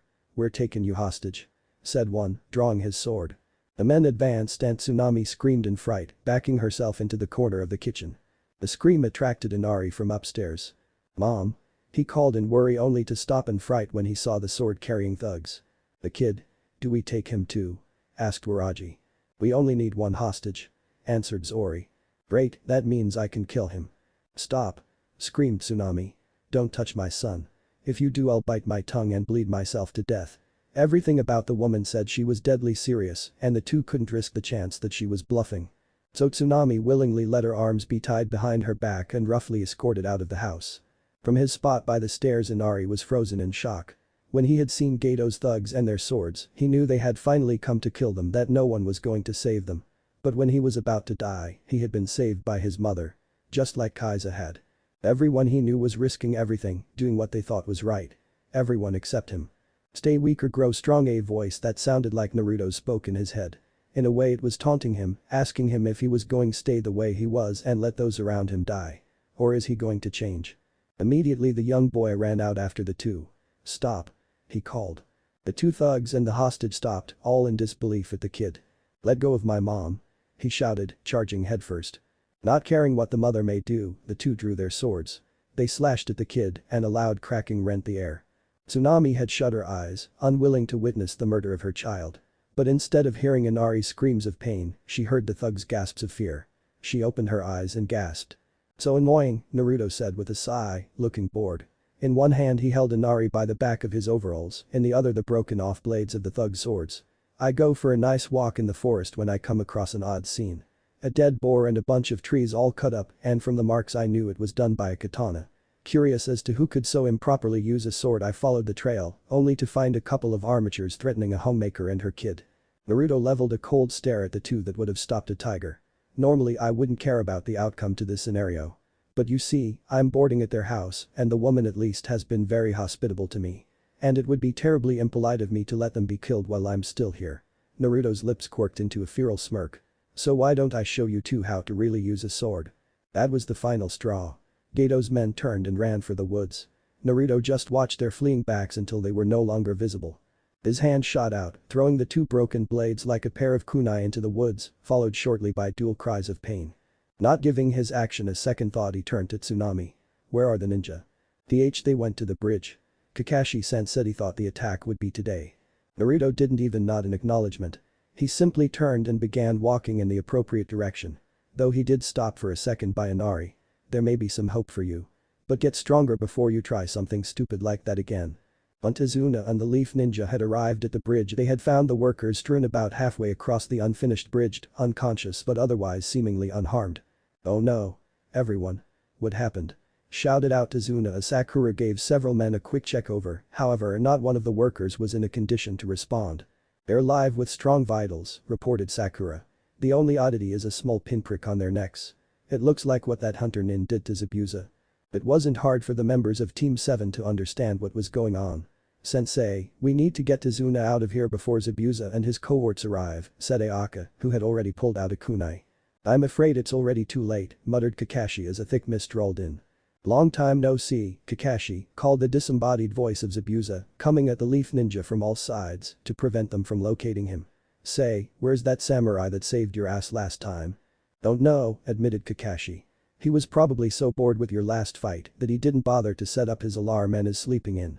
Zabuza ignored the jab that was meant to anger him. "Too bad, you're going to need him before this is over. It looks like at least one of your brats is already shaking." Indeed, Uchiha Sasuke was trembling, but as 10 copies of Zabuza appeared from the mist surrounding the group, his lips curled into a smirk as he drew out his Shakudo. "I'm trembling with excitement," he said. "Go ahead, Sasuke," said Kakashi. But the burst of speed Sasuke disappeared, ripping though the clones and turning them back into water. That is until he reached the last one. When his blade sunk into the torso of the last clone, instead of going clean through, it got stuck. In that brief moment of surprise the clone was about to attack, stopping when a powerful kick smashed into its forehead. The clone shattered into thousands of shards of ice as Sasuke stepped back to the others. "I didn't ask for help," said Sasuke to Ayaka who now stood beside him. "You're welcome team." The mist cleared and through it Team 7 could see Zabuza and the fake hunter Nin standing between them and land. "Not bad," complimented. "To so easily take out 10 water clones, though they only had a tenth of my strength. And even managing to destroy a clone altered by your special modifications Haku, I'd say you have some rivals." "So it would seem," responded the masked mist ninja. "Just as we thought, they are comrades," muttered Kakashi when he saw the two standing together, confirming his suspicions about the masked ninja. "I'll deal with Zabuza, Sakura protect Azuna and be ready to treat us for wounds. Sasuke and Ayaka I want you to deal with Zabuza's friend." Both genin didn't bother arguing with their sensei, knowing that he wanted Zabuza's support out of the picture as soon as possible. They shifted into a battle stance, Sasuke with his Shakudo and Ayaka with 2 kunai held ready, their eyes focused on Haku. "HMPH, it doesn't matter what they do, we already hold the advantage," commented Zabuza. "Haku go." "But yes sir," she spun in to attack, throwing Senbon at Sasuke while using the Senbon in her other hand to attack Ayaka. Ayaka blocked with 1 kunai and moved to slash her opponent's jugular with the other, but in that time, Haku managed to grab some more Senbon with her other hand and blocked. The two deadlocked, and Ayaka smirked. For that was what she wanted even if it was only for a second. Sasuke appeared behind Haku and pierced her back until his sword had pushed all the way through her. "Bad move," said Haku who exploded in a hail of ice. The force of the clone's explosion hurled the ice shards at tremendous velocity, and though most of the shrapnel was small, it still did a bit of damage to the two teens. "Damn it. How is that bastard using ice in this weather?" said Ayaka as she looked around for their opponent. "Their plan was quite amateurish," commented Haku's disembodied voice from somewhere in the mist. "When in a battle of 2 against 1, I will never allow myself to be put in a position that leaves my back open. Though I never said I was alone." With blinding speed 2 Mibu soldiers hurtled out of the mist striking at the genin, digging their curved blades into the teens' backs. "HNN," breathed Sasuke in annoyance as a crackling sound emitted from his body before exploding in an immense flash of electricity. At the same time Ayaka's form dissolved into dozens of snakes that turned upon the Mibu soldier, striking at him with their fangs and several managing to get a hold of his throat. Twin screams rent the air as the foot soldiers were killed, one by electrocution, the other choking on his own blood as his jugular was ripped by snake fangs. "So that was your real plan." "Not bad," complimented Haku as she appeared from the mist. "It seems that I'll have to get serious." A re-emergence from the mist was a ruse to draw the hiding genin out, a ruse that worked as the two genin appeared, Sasuke in front and Ayaka behind, both attempting to use their substantial speed to strike with their respective blades. But Haku was just a hair faster having prepared her jutsu beforehand. Making a single-handed seal she finished it. Hijutsu. Makyo Hyasho. The puddle of water she had been standing in turned into an ice mirror that she disappeared into, at the same time more water on the bridge formed into more ice mirrors that floated into the air, forming a dome around Sasuke and Ayaka. The mirror Haku slipped into and now held her image also rose up and took its place amongst its fellows, allowing Haku's image to appear on all of them. In the mirrors Haku raised her hand, several senbon held between her fingers. "I'm sorry for what I have to do. Everything would have been much simpler if you had handed over the bridge builder." Then Haku's image blurred. At nearly the same instant Sasuke moved, his Sharingan active and both it and his sword spinning. Ayaka heard the distinct sound of metal clashing metal, but she couldn't see it until she felt some very painful needles in her left arm. "Ah. What happened?" she growled as she pulled the needles out. "Sasuke, you've finally got your Sharingan out, what's the secret to this jutsu?" "We're in serious trouble," said Sasuke as he panted from his recent exertion, having pushed his body to the limits of his speed to deflect the horde of needles. "This is a bloodline jutsu. I can't copy it, but I can still analyze it, and the trick is frighteningly simple. It's pure speed. Speed that's on a completely different level than anything I've ever seen." But then Sasuke let a little smirk form on his lips. "However, it's not fast enough to avoid my Sharingan, and I can't be fooled by your reflections," he said as he looked at the mirror that contained the real Haku. "Your eyes are most impressive Uchiha, having determined so much from one demonstration," said Haku, a definite note of respect in her voice. "However, as you must have noticed I use the reflection of these mirrors to move. This allows me to move at speeds that far exceed the limits of the human body. And just because you can see me doesn't mean you can catch me." Again the images blurred as Haku attacked. However, the Konoha genin were ready for the attack.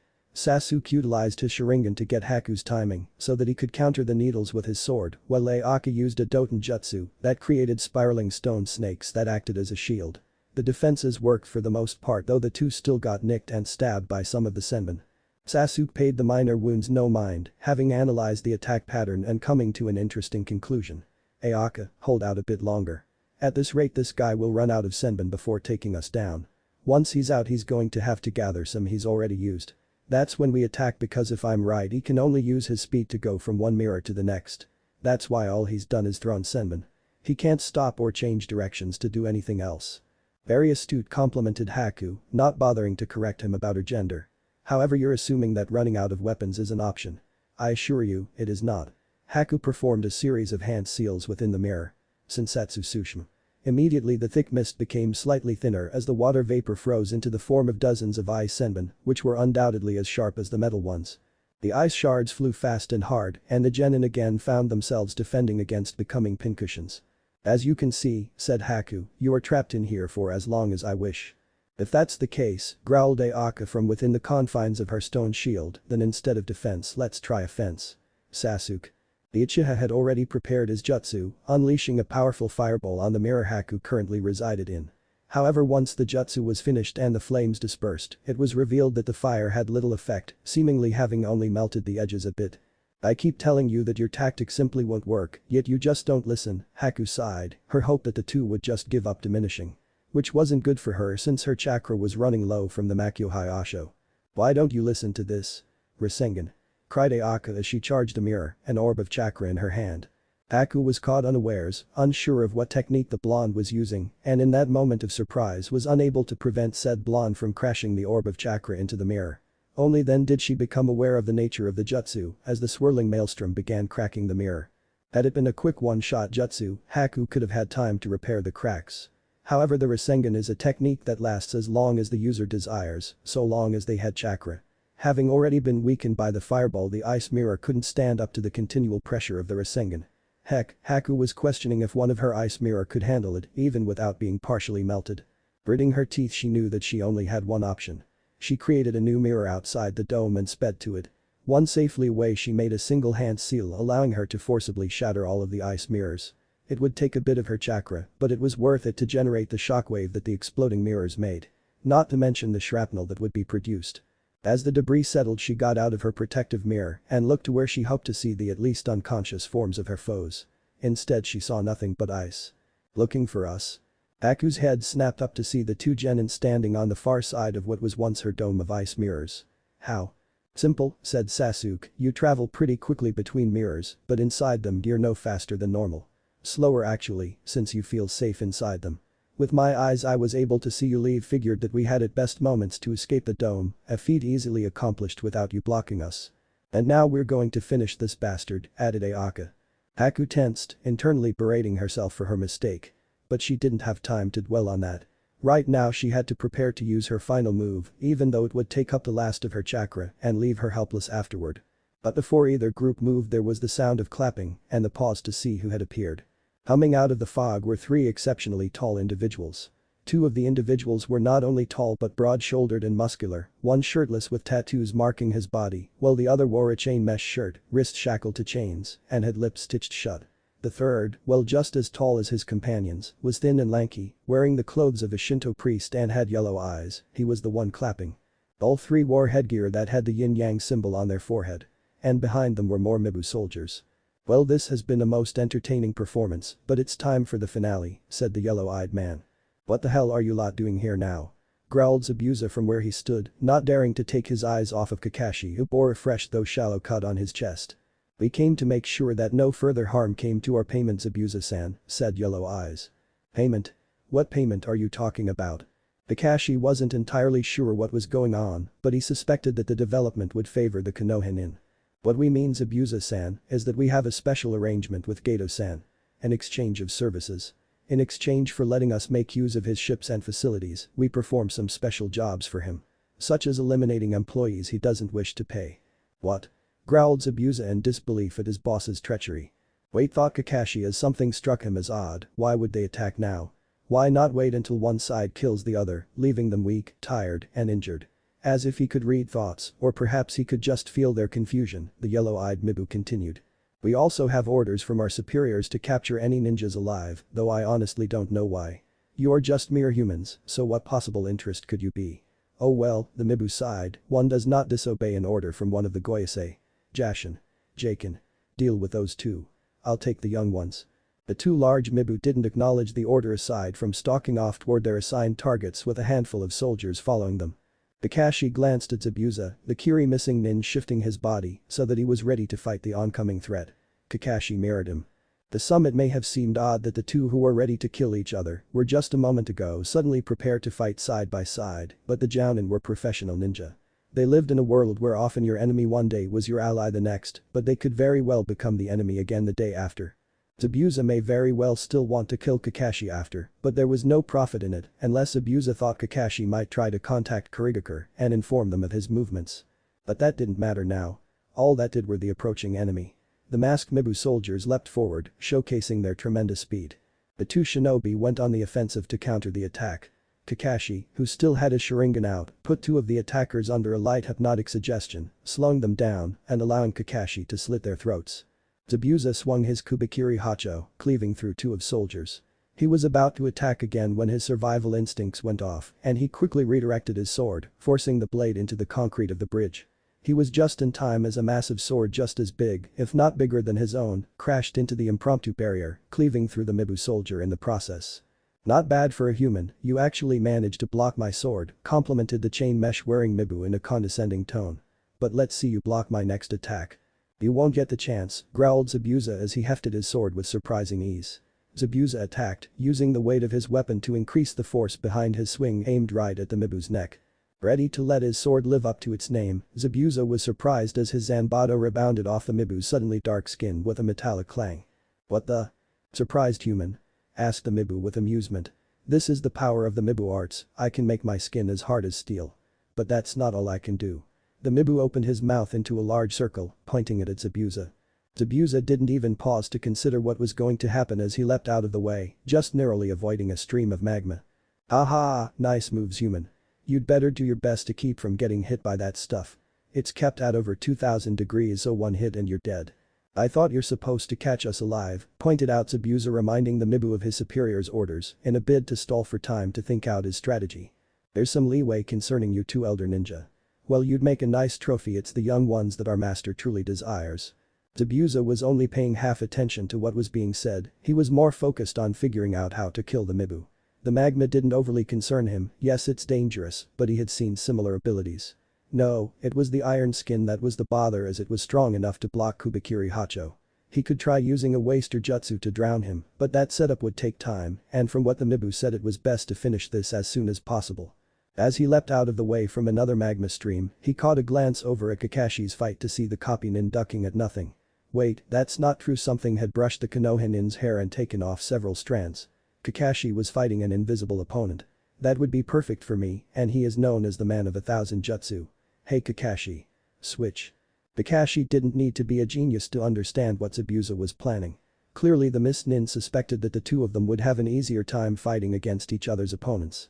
The two shinobi moved quickly, though it seemed that they didn't have to, the Mibu found their antics amusing and made no move to interfere. Zabuza settled himself before his new foe, who had momentarily become visible once more. Ah, laughed the Mibu, do you humans really think that changing who you fight will have any effect on the outcome of this battle?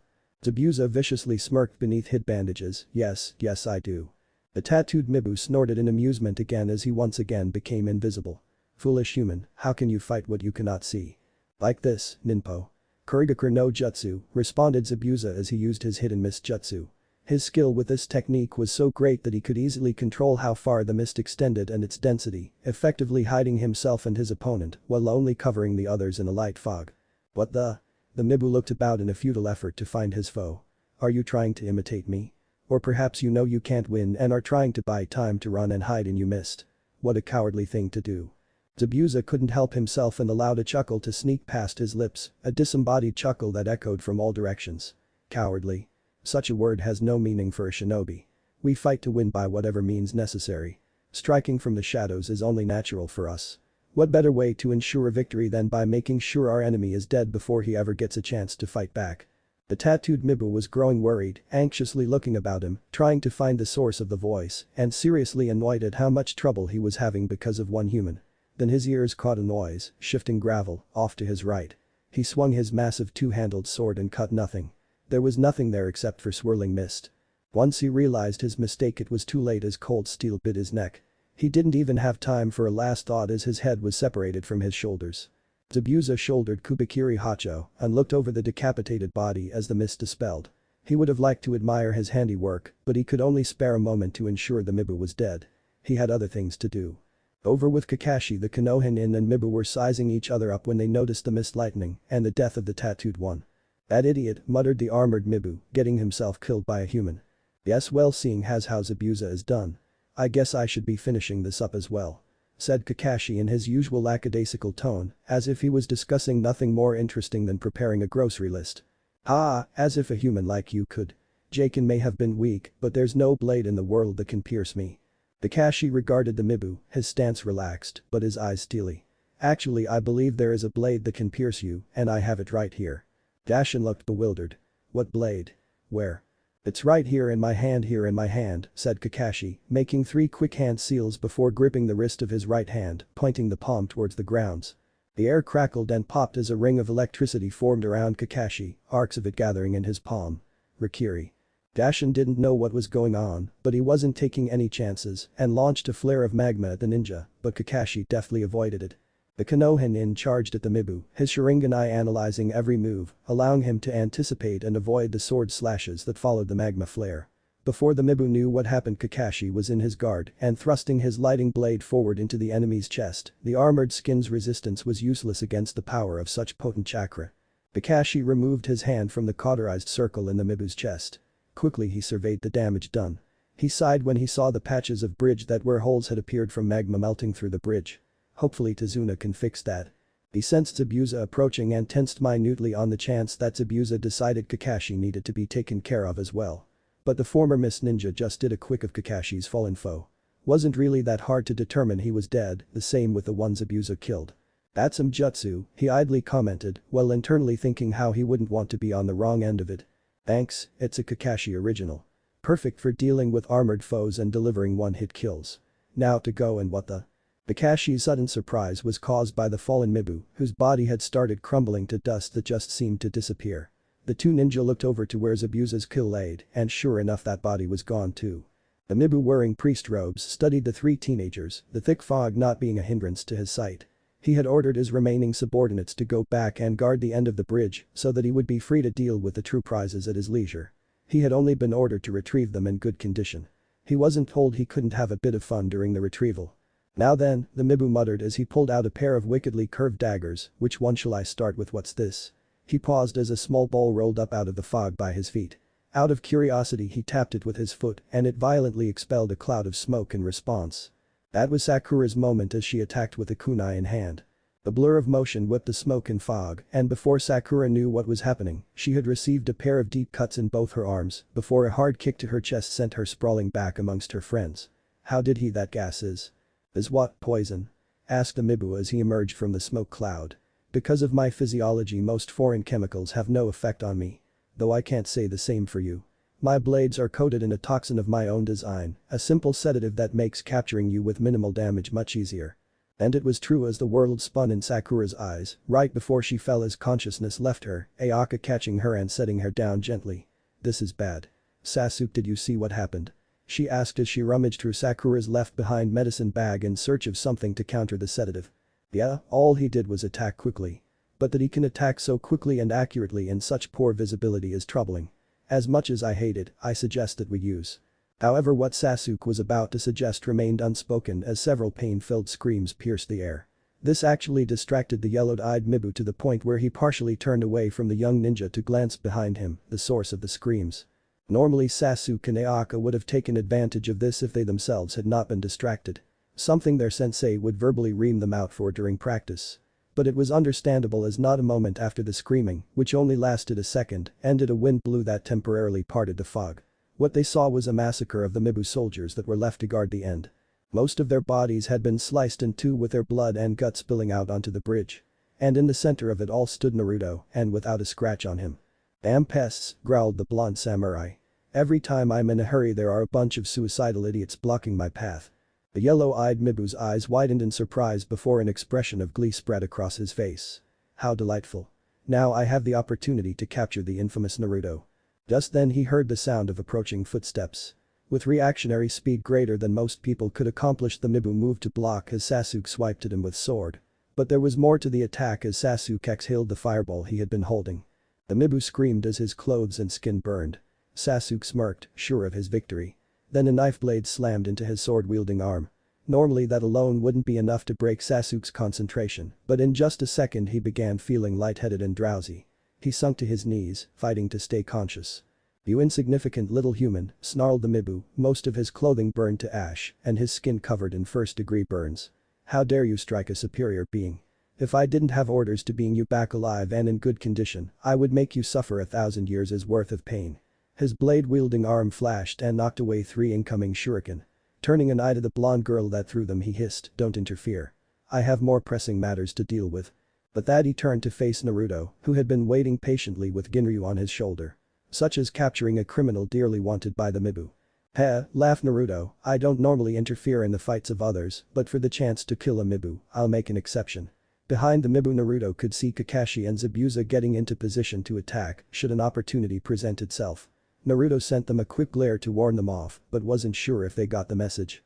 Either way, the Mibu knew they were there. So those weaklings got themselves killed. How annoying, now I have more work to do.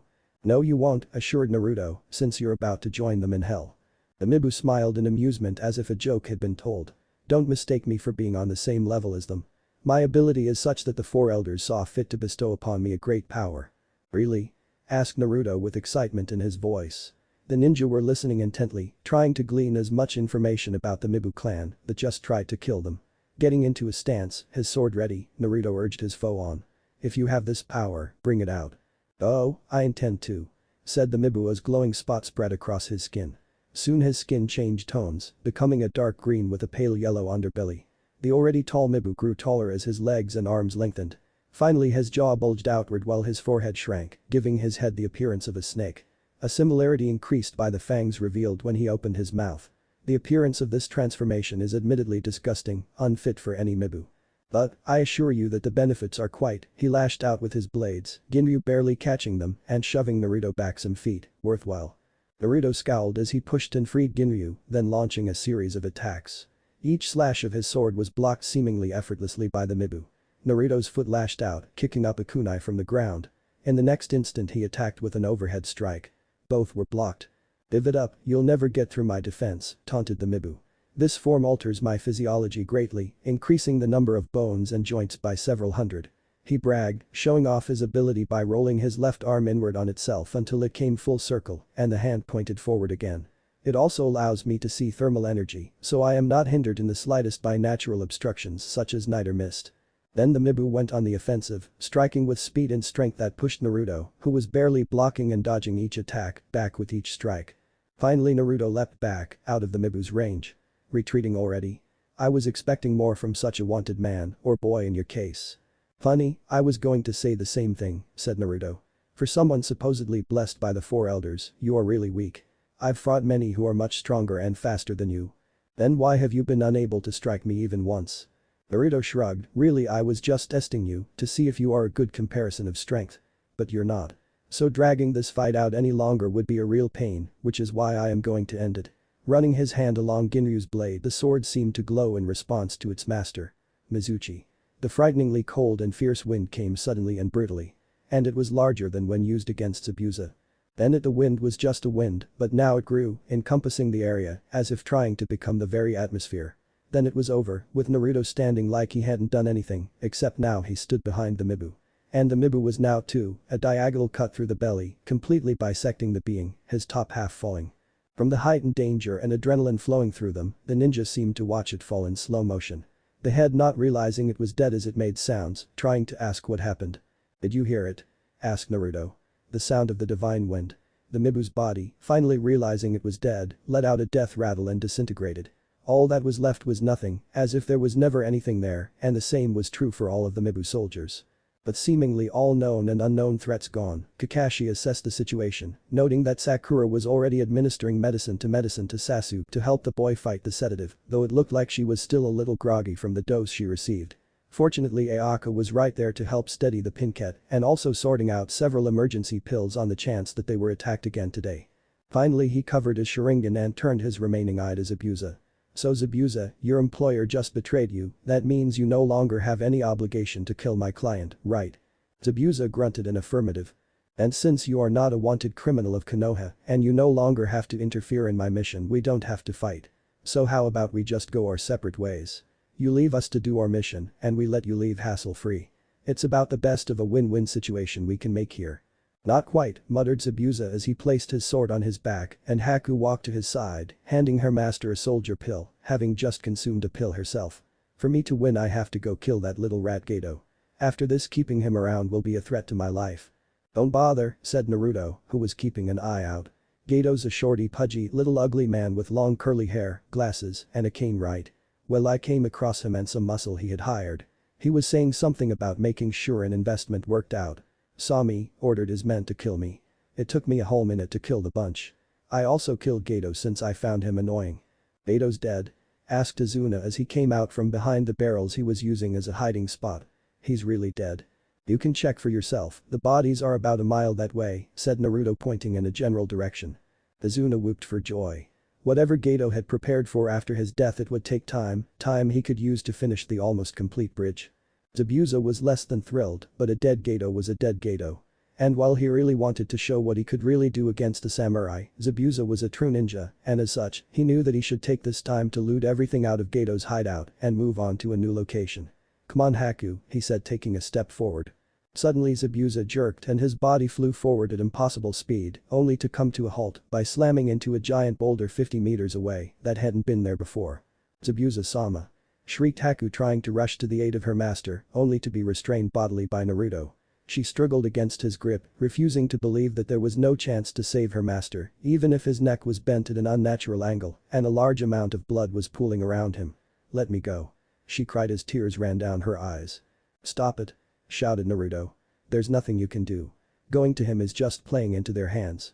As if his words were a trigger the attack came, but it was unlike anything any of the still conscious individuals had experienced as they all fell to their knees, every part of their body feeling like it weighed 10 times normal. My, Naruto-han, you're being pretty cautious, said a pleasantly amused voice from some hiding spot. I guess that's why you were saddled with the name Emperor's Shadow, isn't it? Still I suppose it was a bit too much to ask that a bunch of warriors such as you lot would rush to the aid of a fellow after he was attacked, with the attacker nowhere in sight. Though, I was hoping to at least get the ice girl. Still, it seems I have no choice but to incapacitate you with my Chiugi technique. Said the man as he walked out from behind a tree near Zabuza. One would think he was a beatnik with his shabby clothes and his slouched posture, though his flower-patterned pants were distinctive. His messy brown hair was done up in a top knot, his eyes were covered by round sunglasses, and he was smoking a pipe. And he was an individual 3 of the restrained individuals recognized. Jinmei, growled Naruto as he eyed one of the men he hated with all his being. Jinmei put up his hands and backed away in mock fright, an image easily dispelled by his ever-present grin. Whoa, easy there Naruto-han, no need to be sounding so dangerous. I just want to do this peaceful like. You killed Zabuza-sama. Shrieked out Haku, whom Naruto still had a protective arm over, calling out Jinmei's hypocritical actions. Of course, responded Jinmei cheerfully as he brought out a fan to make a little breeze at his face. Zabuza-han would have put up all kinds of fuss about me taking you, and I didn't need him. So I just did what needed to be done to ensure there was as little fighting as possible. The less fighting the more peaceful it is. At that moment everyone received a surprise as the supposed corpse of Zabuza groaned, a hand weakly reaching out to Jinmei. Whoa, Zabuza-han is tougher than I thought. With a gesture Zabuza's body burst into pieces, flying in every direction. Haku's cries renewed, but there was nothing to be done while they were restrained by their own weight. Ayaka was the next to speak, as a temporary fear-induced paralysis began to lift from her vocal cords. It's him, she whispered in fright, partially from memories and the display of power. The man who kidnapped Naruto and the source of her family's troubles. Jinmei had strong ears and heard here. Oh, have we met? He asked scratching his head. You do look familiar. Then he pounded a fist into his other palm. Oh now I remember, you were that little girl with Naruto, the one who called him brother. A demented chuckle escaped through his lips. I always knew you were an emotional one, Naruto, but to seek out your birth family. The response he got from Naruto was a hate-filled glare. But do they even know about you, about what you really are? A twitch of the lip was enough to inform Chinmay. They don't. He said with delighted laughter. Is it because you won't tell them? The longer you keep it hidden the more it will hurt when they find out. Though I really think you should stop trying to get along with these humans. You know that they won't accept you, so come back with me to the Mibu clan. Never. Screamed Naruto, his rage building. And as it built, Haku began to notice some changes, such as when she looked into his face, she saw that his eyes were no longer blue but red. The day I go back to that accursed place is the day I come to kill every single one of you. Easy Naruto-han, said Chinmay in a placating manner. Cool down and be a little more peaceful. All that stress isn't good for health. The grin on Chinmay's face turned malicious as he reached behind the tree. Especially her health at the moment, he said as he pulled out a tied-up woman. Tsunami. Cried Tazuna from where he was forced to bodily lay down, no longer being in his prime. Chinmay ignored the old man. I brought along this hostage to ensure your cooperation, Naruto-han. That confused the others who were all thinking why would Tsunami work as a hostage against Naruto. But when they looked at him they could tell. His rage had been superseded by something new, something none of them had ever seen with Naruto. Fear. When I first saw her, boy I practically fainted. Said Chinmay conversationally as he held his clothes fan to her neck like it was a knife. I could have sworn you went and resurrected that woman I killed 4 years ago. The resemblance is just that uncanny. The picture was starting to form in everyone's minds, well, except for Tazuna, who was more concerned about his daughter's and grandson's safety, since Inari was nowhere to be seen. That picture was of Naruto and Chinmay's shared past 4 years ago, where the older man apparently killed a woman that looked like Tsunami. And, who was apparently important to Naruto judging from his reaction. So important that he feared for the life of a woman who resembled the deceased. So Naruto-han, knowing how emotional you are and how much it would hurt you if I killed this woman, how about you just promise to peacefully come with me and I'll release this woman that looks identical to, now what was it you called that woman? Don't say it, muttered Naruto. Don't dirty her name with your lips. Oh yes, now I remember. I could have never forgotten such a touching moment as the tear-streaked Naruto clung to the cooling body of. Don't say it. Is Mayumi Ka-chan. Jinmei. Roared Naruto, with such hatred and loathing, an explosion of chakra burst from the boy. The chakra was so intense that Haku felt sure that it would burn her, and for a moment the weight lifted, but a light appeared from the sheathed Ginryu, and the chakra receded, and the weight returned, though not as bad. Gasps of surprise could be heard from everyone, and when Haku looked she saw why. Naruto's often present hat was gone, and that strange furry belt of his had come undone, yet it waved behind him as one end still clung on. Haku then blinked as her brain finally registered the truth. The furry belt wasn't a belt, but a yellow-furred fox-tailed. And sticking out from his mane of hair, where human ears should have been, was a pair of fox ears. Naruto? Questioned Ayaka at seeing the odd appendages Naruto did not have when they were younger. Mentally the three genin were all asking themselves the same question, what the? Kakashi was more than a little stumped. Having experiences with Jinchuriki he knew that they sometimes picked up characteristics from the demons they contained, but it was usually restricted to some sort of facial marking or some other inconsequential trait. Never had any of them developed animal limbs. The closest they could get were chakra manifestations from when they used the tailed beast's power. Haku herself was speechless as she looked up to the young man with her mouth agape and thinking, what is he? That was scary, commented Chinmay, not scared in the least, as he held the wide-eyed Tsunami. But I must say that is an interesting sword, Naruto-han. I wonder how it can keep you so peaceful. You know, I was ordered to take Muramasa's demon blades should I see them. But, it looks I should also be targeting those spirit blades. Chinmay raised a hand, opened and ready to grasp something, and pointed it at Naruto. So why don't you just give it here? The sword at Naruto's waist jerked and the boy reacted instantly, pushing Haku away so that he could grab hilt and sheath with both hands. But he was fighting against two forces as gravity continued to pound on him. Alas, it was for naught as the sword broke free from his grip and flew into Chinmay's hand, grabbing it by the sheath. Now that wasn't so hard, was it? Asked Chinmay mockingly as he set Tsunami to the side. Now let's take a look at you, he said as he gripped the hilt to draw the sword, which was his biggest mistake. As soon as his fingers were around the hilt light erupted from Ginryu. Chinmay screamed in pain as his hand darkened, veins popping up as blood flow inextricably increased. In less than a second Chinmay dropped the sword and took another second to recover. That was all the time he had to notice the approaching presence. Yipes. Jinmay moved, just barely avoiding the crimson chakra enshrouded fist that crashed and dug into the ground and would have left a nasty injury to his chest if he hadn't moved. Jinmay hopped away and quickly saw his error. When Ginryu had tried to take over Jinmei's body, something the Mibu clan member had not expected, his focus was lost and he dropped his Chiugi and freeing those trapped. Including Naruto, who had undergone an interesting change. The boy's eyes were blood red, his whisker marks had grown and darkened, and his canine teeth and nails had lengthened into fangs and claws. But most interesting was the crimson shroud of energy that Kakashi recognized as the Kyuubi's chakra. "Jinmei," growled Naruto, "I'll kill you." Naruto then attacked, completely ignoring the fallen Ginryu. "Uh-oh," muttered Jinmei, only slightly worried as he moved to dodge the incoming human projectile, no time to set up another Chiugi. Bending back with unnatural flexibility he dodged a claw swipe. Then, using that unnatural elasticity, he bent to the right to dodge a spinning kick. The spin continued and the tail came about to bash Jinmei, which the Mibu dodged again, only for a second tail to emerge, this one formed from the Kyuubi's chakra, and smash into Jinmei with the force of a hammer. Jinmei rolled with the momentum to get some distance, but Naruto wouldn't have it. He continued the assault, swiping with clawed hands and lashing with feet and tails, looking more like an animal attacking with sheer ferocity than a human attacking with technique. Which was exactly what he was. Though attacking with such power that hard ground was turned to loose dirt with any awry attacks, and such ferocity that they were nigh unpredictable, the attacks were not as sharp or skillfully executed if Naruto had been in full control of his mental faculty. But as at the moment his mind was in a rage-induced fog. All he saw was Jinmei, and as the fighting continued the only thought on his mind was the desire to kill the Mibu.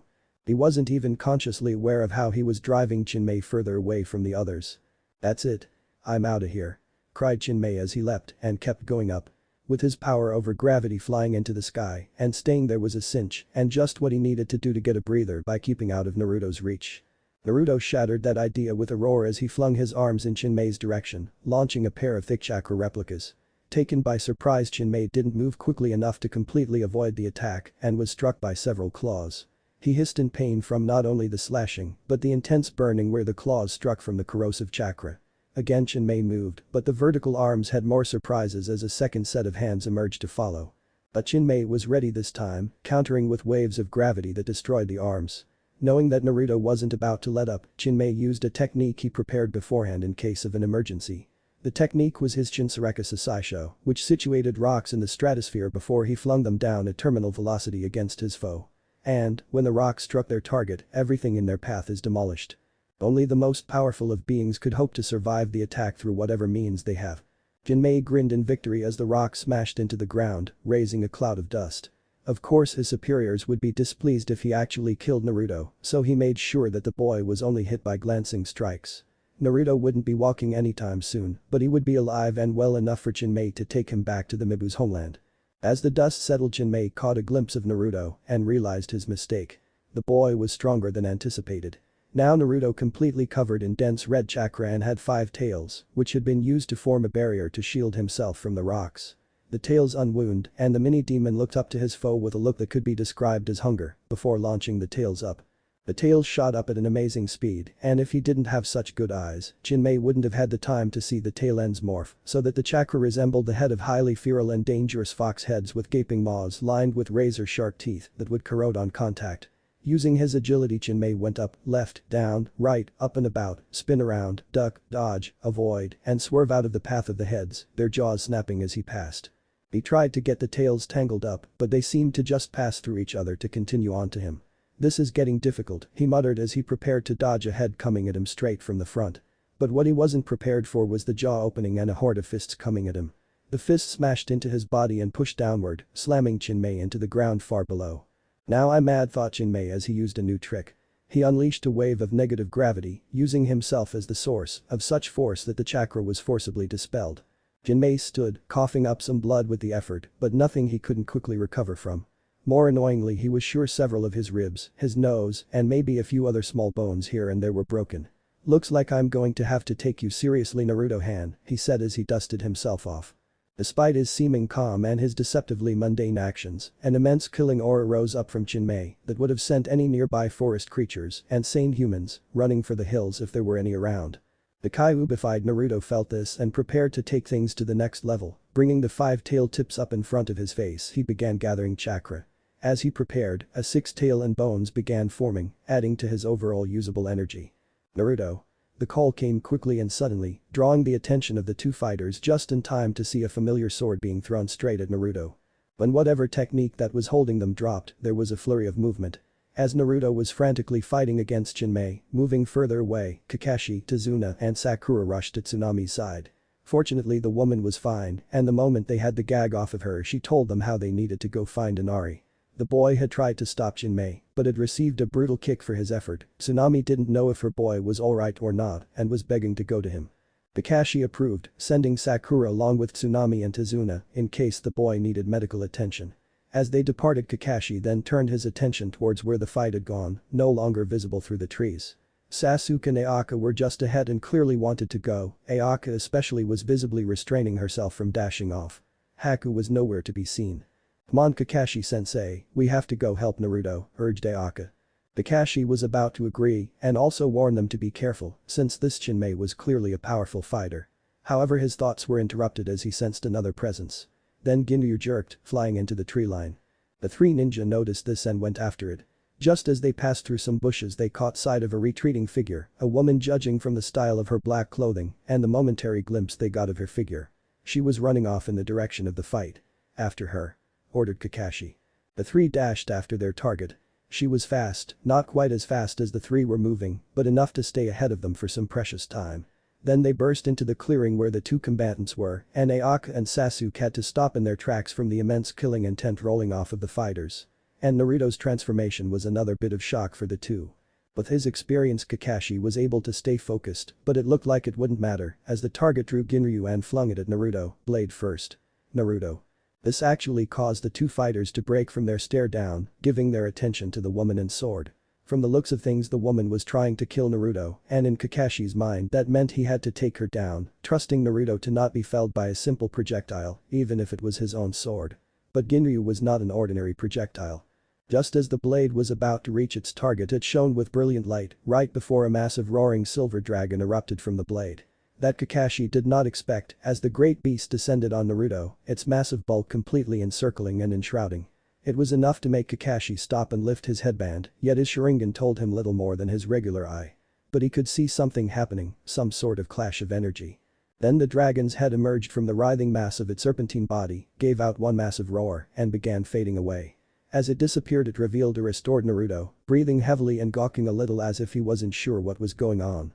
He looked at Ginryu in his hand and then to the woman who had thrown it. Recognition could be seen in Naruto's eyes. And then the boy actually smiled, a smile that was warm and gentle, expressing genuine pleasure at the woman's appearance. Jinmei, well interested in what happened, grew tired of waiting and launched a massive gravity wave. And he aimed it directly at the newcomer.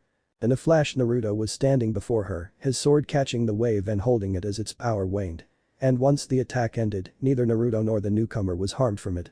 Keeping his eyes on Jinmei, Naruto spoke to the woman, "Thank you, Mahiro." The woman gave him a smile similar to what he gave her.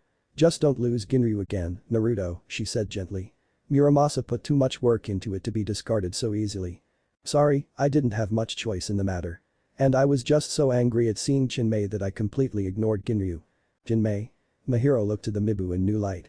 "He's the one that..." "Yes." The scowl formed on Mahiro's face as she too looked at Jinmei with utter loathing. "You're going to kill him, right?" "That's my intention," said Naruto as he brought up Ginryu, resting his left hand at the base. "And I am going to hit him with my best, using the technique Muramasa taught me." Naruto slid his hand along Ginryu's length, and as he did, the blade began to glow with a beautiful light. Mumyo Jinpu Ryu Satsujin Ken Mizuchi. The light grew to such intensity it threatened to blind the onlookers before dying down. Everyone looked at Jinmei and saw nothing. Jinmei himself seemed pretty confused as he began looking up, left, right, and all about to see where the attack was coming from, but no one could sense anything. But there was nothing to sense except for a warm breeze that blew gently through the clearing. "What? Did it fail?" asked Ayaka out loud. Twice she had witnessed the Mizuchi, with the second being an escalated version of the first. Its fiercely cold force and power captures the attention and was unmistakable. Yet here there was nothing. "No," answered Sasuke, his Sharingan spinning as he tried to make sense of what he had seen. But his eyes seemed to refuse to obey. It was similar to watching a person use a Kekkei Genkai, but even then he could understand what he was seeing. Here it was like Naruto's chakra went and covered the entire area, which was obscuring his sight. "Did you hear it, Jinmei?" asked Naruto. Suddenly blood burst out of Jinmei's body from several deep gashes, including a certainly fatal one on his chest. "Did you hear the voice of the wind?" Naruto finished sheathing Ginryu. That was the end. Or it should have been. But then Chinmei's hunched body began to tremble, and a sound could be heard growing louder, the sound of Chinmei chuckling. Then Chinmei burst forth in uproarious laughter. When he was finished laughing he looked to Naruto with a wide grin on his face, seemingly unconcerned about his wounds. "That was great, Naruto-han. I'm sure all Hashigi will be delighted to hear about how strong you've become." Enraged, Naruto drew Ginryu again and charged, intent to finish Chinmei, but the smiling Mibu vanished into thin air. "Sorry, Naruto-han, but we'll have to finish this some other time," said Chinmei's disembodied voice echoing all over the place. "I need to go get my wounds tended to. In the meantime, do me a favor and keep little Haku-chan safe and those other little kitties you made friends with. This land has so many wonderful treasures that the Mibu clan just has to have them, so we'll be back before too long." They scanned for Chinmei, but none of them could find a trace of his presence. When it seemed that Chinmei was truly gone, Naruto sheathed Ginryu, let out a sigh, and collapsed into Mihiro's waiting arms. "Naruto?" cried Ayaka in concern as she rushed to the pair. "Don't worry, he'll be alright," assured Mihiro, who had laid down to rest the unconscious Naruto's head in her lap, gently stroking his hair and rubbing behind his ears, completely unperturbed by the unnatural organs. "What he's gone through has drained his energy, but he'll be fine after getting some sleep and then some food." Ayaka couldn't help but notice how comfortable Naruto was in her arms, so much so that he had actually dropped his guard. Something that she had never seen in the week they had been staying at Izuna's place. Even when asleep he seemed to be emitting this presence that when disturbed alerted him. But now there was nothing. And as Ayaka was looking, she now noticed that Mihiro bared a strong resemblance to Tsunami, close enough that the two could be mistaken for sisters. "Who are you?" Ayaka asked. "I'm Mihiro," answered the woman. "I'm Naruto's sister. What if Naruto has samurai bloodline in Konoha?" And thanks for watching my video till the end. If you enjoy this content, then do consider subscribing to my channel and leave a like if you guys need the next part, comment down, and thanks for watching the video and see you guys in the next video.